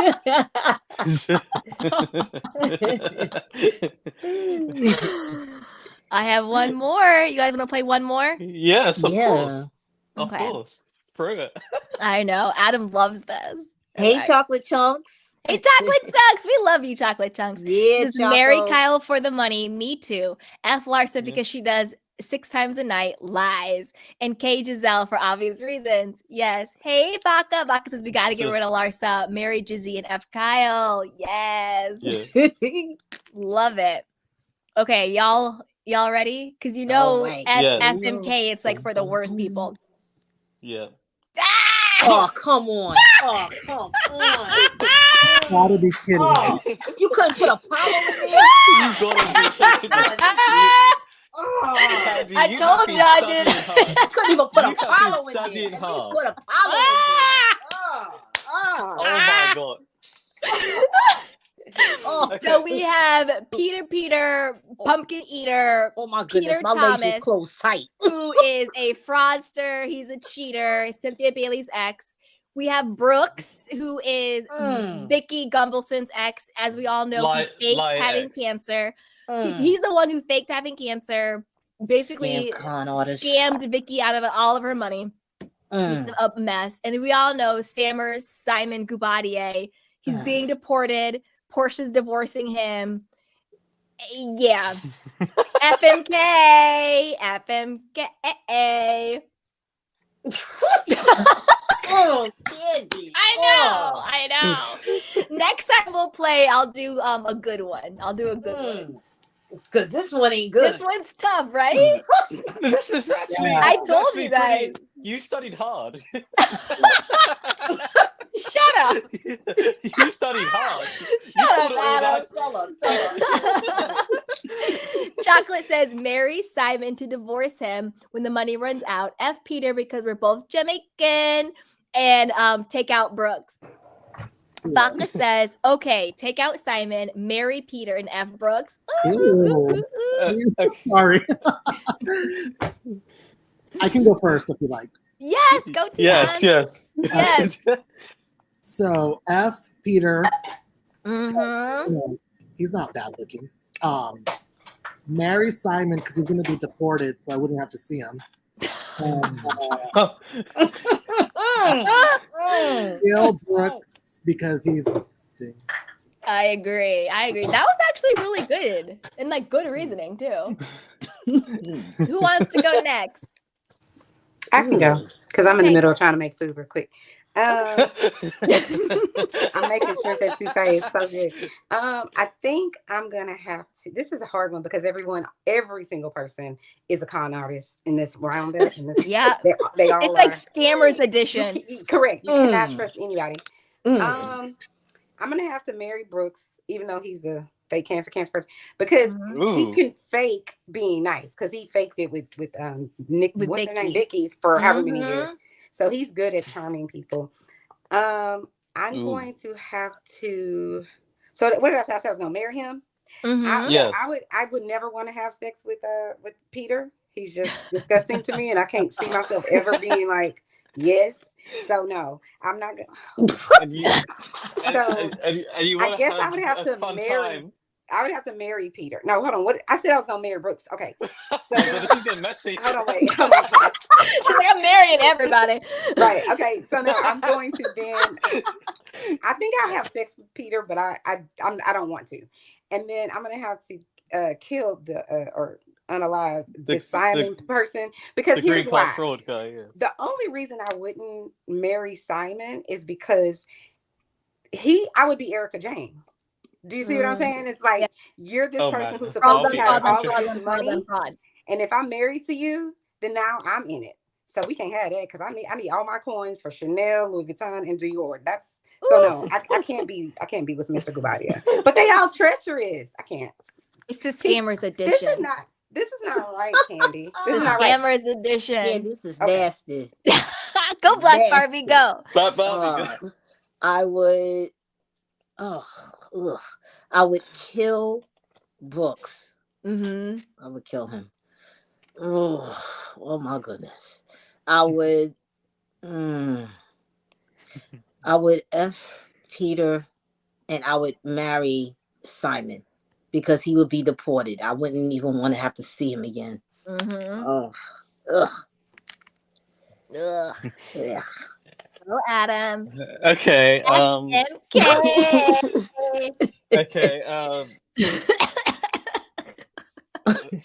Okay. I would Okay, this is gonna be mad. Adam is like, okay. Marry Simon, fuck Mhm. Peter, and kill Brooks. I'll give a reasoning. Marry. Yeah. I wouldn't mind marrying someone who's got a $7 million home. I mean, come on. And Peter, I mean, out of all of them, he may be a bit of a shady prick, but he looks the best of them. Ooh. and Not a shady prick. and Brooks, I mean, he's an upgrade from Candace's husband, but he's borderline hobo looking like him. I don't know. because I always say that Chris Bassett from Potomac looks like a hobo. He does kinda. Because but if you look at Brooks, he kind of looks like his like older like cousin by like 15 years or something. Like, Not older cousin by 15 Adam, years. I love you. He's fun. Adam's hilarious. I told you. Adam loves this game. Candy, who are you having a fun time with?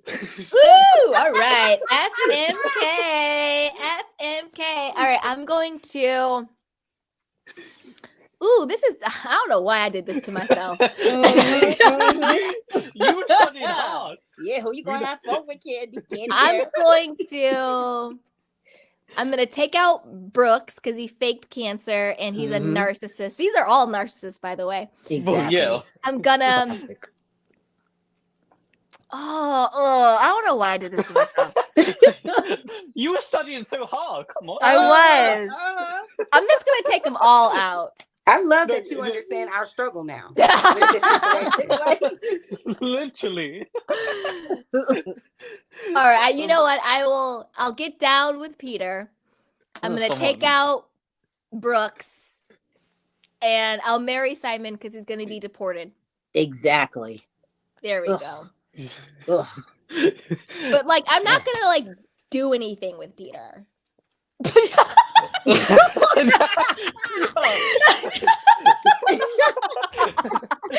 Like, don't touch us. Don't touch Like, us at all. don't Peter, actually please. like touch me. Don't touch me, Peter, please. Just go back over there. Go look at Cynthia, please. I realized how like little I sounded. I was like, I'm not gonna do anything with you. Like, no, like, yeah. I was thinking exactly that. Like, Like, I mean, literally. no.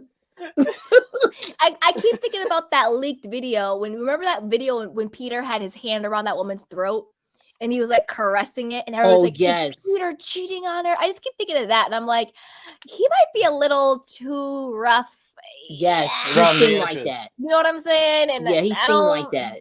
No, thank you, seemed- Peter. No thanks, Peter. Sit down, boo boo, before you give Nope. yourself a stroke. Not into Like, that just masochist stop. thing. You can have Exactly. it. You can have it. Grabbing that woman's throat. Mm-mm. You can have it. But I think Peter's penis. I don't know. Can we say that word? Yeah. His man part. His man. His part, manhood. His manhood. Yeah, His manhood. I manhood, love that. yes. Black Barbie. I feel like it has to shoot diamonds out of it because I cannot understand how every one of the people that I know that Peter has dated were Mhm. gorgeous. Wait, you know Well, the people according Peter to dated? Cynthia, she said he was excellent in bed. That's what I'm saying. That's why I said it shoots diamonds because I have not seen him with an ugly lady yet. You know what I'm saying? So there's something else. Because even Nia Long said he was wonderful to her. That's what I'm But saying. that's the thing, though. A lot of narcissistic, toxic men usually Have two pull personalities. such beautiful women. Mhm. You know, we were talking about Portia today. She's Mhm. gorgeous, and look at her. She was with Simon Gubadier. Like, you know what I'm saying? So it's like a lot of these like very narcissistic, egotistical guys. Yeah, they might be good in bed. They sometimes do pull a lot of beautiful women. That's But a good. this is the thing. That's a good point. I think the problem that I'm having is that Mhm. I don't understand how we get to the bedroom. I have to be able to look at you. You know what I'm saying? Like, I need to be able to look at you first. Why do you think Portia drinks so much? Why do you think she's Sorry. always wasty face? I know. You But know that's what I'm saying? but that's what I'm saying. It's like I can't Everybody even looks see. the same in the dark. True. Oh. Yeah. You're right. Like, don't touch me. Go. Don't touch me. I agree. No, I agree with you. Like, it wouldn't be me. You know who you should have added to this list? You should have added Who? R. Kelly. No! No. That's like a All bad of these word. people are bad. Is all I'm saying. Red All I'm flag, saying is red all Okay, of flag. them my are leg bad. is definitely So- jaw locked for life. Yeah, that's a true. different. That's a different. Oh no no no no no no no. Oh no. Oh. He's Wait, still in I prison, hope I right? didn't traumatize nobody. I was Wait, just really joking. wait, Candy, I've got a tough question for you. Yeah, he's Say Yeah, that still in again? my prison. darling. Okay, I don't think they let him out anytime soon. Oh yeah. Okay, He tried to appeal Candy, it. if you had the choice, right, Mhm. and these two people were the last two people on the planet, Oh my gosh. Okay. that being Peter, you're the person that you said you wouldn't do anything, and Kristen Doty from Vanderpump Rules, or former, and one had to be your sole partner that you had to kiss once a night. Oh Who my would it god. I don't even know what these people look Kristen like. Doty. be? You're Chris. I don't have to think Kristen, about that one. I mean, I'd be gay for Interesting. play. Yeah. Oh my god. fair play, fair play. Yeah. Over Peter But- Thomas, I take Kristen any day. Oh wow. Now we're not gonna tongue kiss. Mm. Yeah, I haven't given her any tongue. I mean, daily kisses for Kristen for the rest of your life. Okay. I'll give her Fair play. smooches. Not smooches. You gonna give her air kisses? I cannot. I smooches. cannot. I give a smooches. But wait, so in terms of these Beverly Hills women's dresses, can you which one? We rank them from best to worst. I can't believe I'm saying this, but I actually think Erika's the best dress. Just from what I'm seeing, because I can't see it like in intricacy. So just from the photos, I would say I think Erika's the best. Then I would go with maybe Garcelle, and then Kyle, then Crystal, then Sutton, then Kathy, and then Annemarie, because she's wearing the same dress Charisse wore from Potomac. Yeah, she copied. I sent you that. That was priceless. No, she is like legit She for is. real. She's wearing the same dress Charisse wore. There's literally a thing online. People are roasting it. Yeah. Oh, you're right. It's the same dress. Is that the reunion where Are she you talk about sure? the blue eyes Yeah. or something? Or was that last year? 8.5 It was copied. Yeah. the last one, the very last one. Oh, the okay. one Yeah, that you're she had. absolutely right. And so Oh, I would have to wow. say Dorit has to be last because I don't know what this situation. I don't know what the hell this. It's a bit weird. I don't know if So- she didn't have money. Valentino. I don't know if she didn't have money for a dress, so they just went out and got fabric and was like, just wrap yourself up. I think I don't know what this is. well, it's like right. It's like the situation you're in. Like maybe on the runway it makes sense because you can see the movement. Yeah, she's probably wearing Mhm. like Valentino, But if Versace, there's- or something. But if you're sitting down, like it just does nothing, right? You just look Yeah. like a Red Riding Hood, and you're like, "What is happening?" 100%.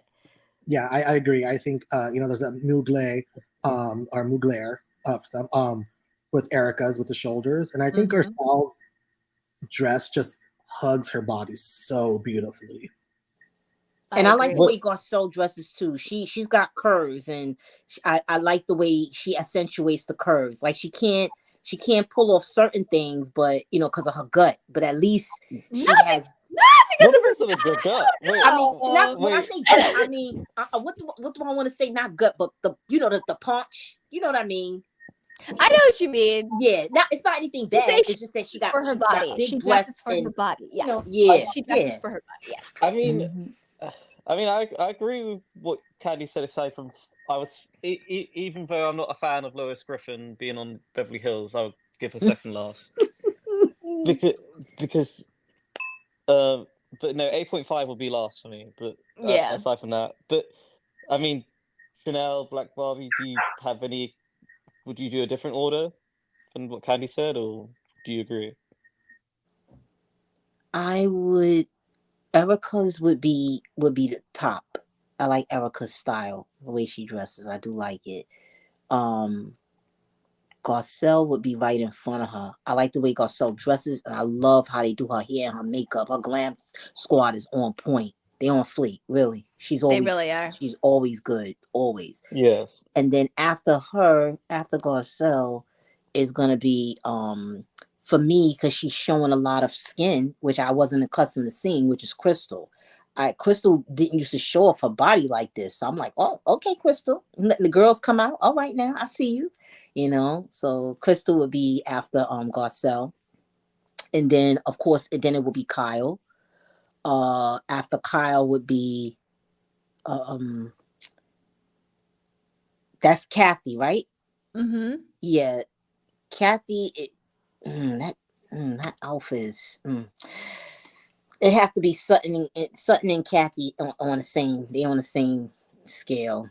And then after that is going to be Dorit, and then Annemarie is last. Yes, 8.5 last. Yes. Mm-hmm. Well, I mean, what is?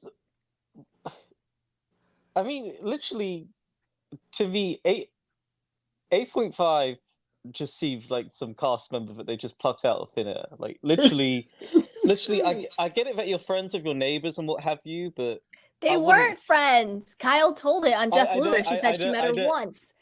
But literally, the somehow Marcellus was at one of Mo's parties, and literally because on Jeff Lewis, she was like, "Oh, I don't know who this person is," and it was just like trying to like kick the person Distance to the yourself. side. Yeah. But but but but what type of person like comes in hot over esophagus? I mean, like literally, it's the most in terms of like. I think there's something. I think Annemarie, like, all kiki kidding aside, in like a real genuine way, I think there's something amiss. Like, I don't think every syntax is firing and connecting. I think there's something a bit off with her. And then I think when you take that coupled with her thinking, and rightfully so, because I think Kyle put this battery in her back, that it was her role to be Kyle's mouthpiece. So I think when you put into already having sort of a tick in your personality, coupled with being Kyle's mouthpiece, you're set up for failure. You're set up for it. I mean, And I think I don't think she should be back. I think I personally think she needs to really get her and her children together and get them in some therapy and prepare for the worst given what her husband is facing. I wouldn't be on anybody's reality TV show if my husband was facing the allegations he's facing when we have children together. You saw what happened with Danny Masterson, so yep. Look, his wife filed for divorce immediately after the sentencing. Immediately after the sentencing. Like she said, it's almost like she said, Danny, if you are found guilty, we're done. And nobody wants to be a Megan Good out here looking absolutely crazy. That's another tragic story. Megan, I loved Megan Good. Like I will look up to her. I was like, oh, she's so beautiful. She's Megan who? Megan Good. I like love. She is gorgeous. She's super talented. Like I would like watch Harlem and like all that stuff. And then when I was like, wait a minute, you're standing by what, the who, and the what now, and the what? Yep. I was like, what contract? Come to find out, she was messing with him all that time. Horrible. She was the other woman. Horrible. Absolutely horrible. It's just really sad. Has it been confirmed actually yet what actually happened to Sutton that caused her to have the? I don't think it's been confirmed. It's been like dehydration. She has neuropathy or something like that can cause it. She got, they were saying all that. Then it was like, oh, she's going through withdrawals because she's an alcoholic and she's going to rehab, which I think is complete garbage. I don't think that's true Yeah, at that all. was just I trash. think That she was just just didn't trash. have anything to eat, and she I was also heard that it happens at the top of the show, right? It happens before anything even really happens, and that when she looked at the edge, because it seems like it's on a cliff, she has like a crazy fear of like heights, and supposedly that like triggered it, and like she was like, oh my god, which reminds me of like, remember on Maury or whatever when people would be like afraid of cotton balls and they would bring them out and then like they'd run across the stage because they had such a phobia of it. Yeah. Like I think maybe like that's kind of like what happened like to her. Is that like is what people are saying, but it could be anything. Yeah, it could be. Who knows?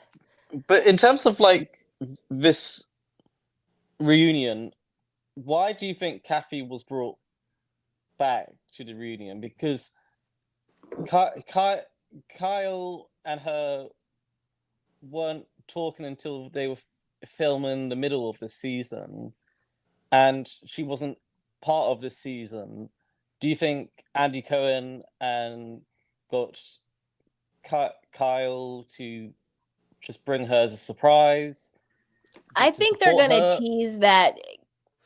This is what I think. I think it's going to be a tease that Kyle, Kathy, and Kim, I think all three are going to be returning for the next season. I was thinking that too, but I didn't want to say it.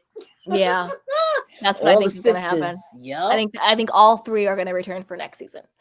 I would love to see that. Maybe not a full diamond for Kathy, maybe like a friend of, but I think all three are going to come up, and I think this is sort of their like segue.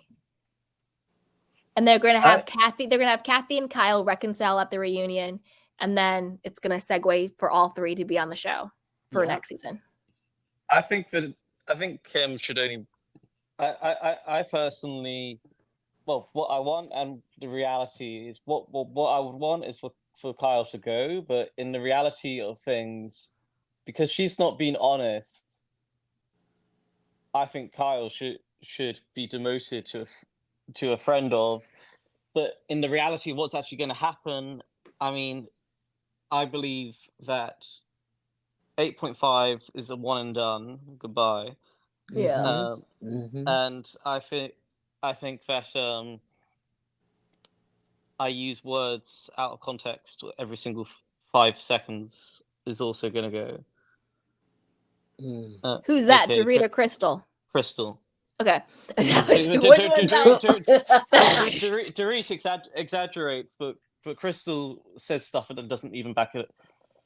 Like literally, I mean, I think Dorit personally, her and Fatboy Kemsley. I mean, I think she'll probably be demoted if anything, but I feel that Erika, because even though Kyle and Dorit pursue that, they're these good friends. Strangely enough, even though they didn't like each other when they first met each other, I would say that Dorit's closest real friend, probably on the show, if anything, is I fell in love with Girardi, but now I pretend I never knew him.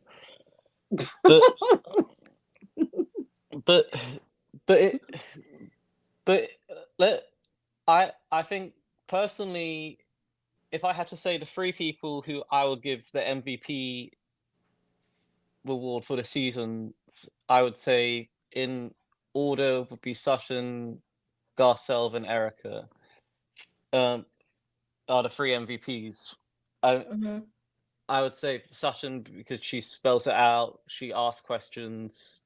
Garcelle, realist. Expected a little bit more from her, but she was the second person asking questions. And Erika, because she's just blunt and I mean, would you disagree with your top 3, Candy? Oh, Tian left. Oh, okay. Oh, bye, Tian. Bye, sweetheart. Bye, Tian. Bye, Tian.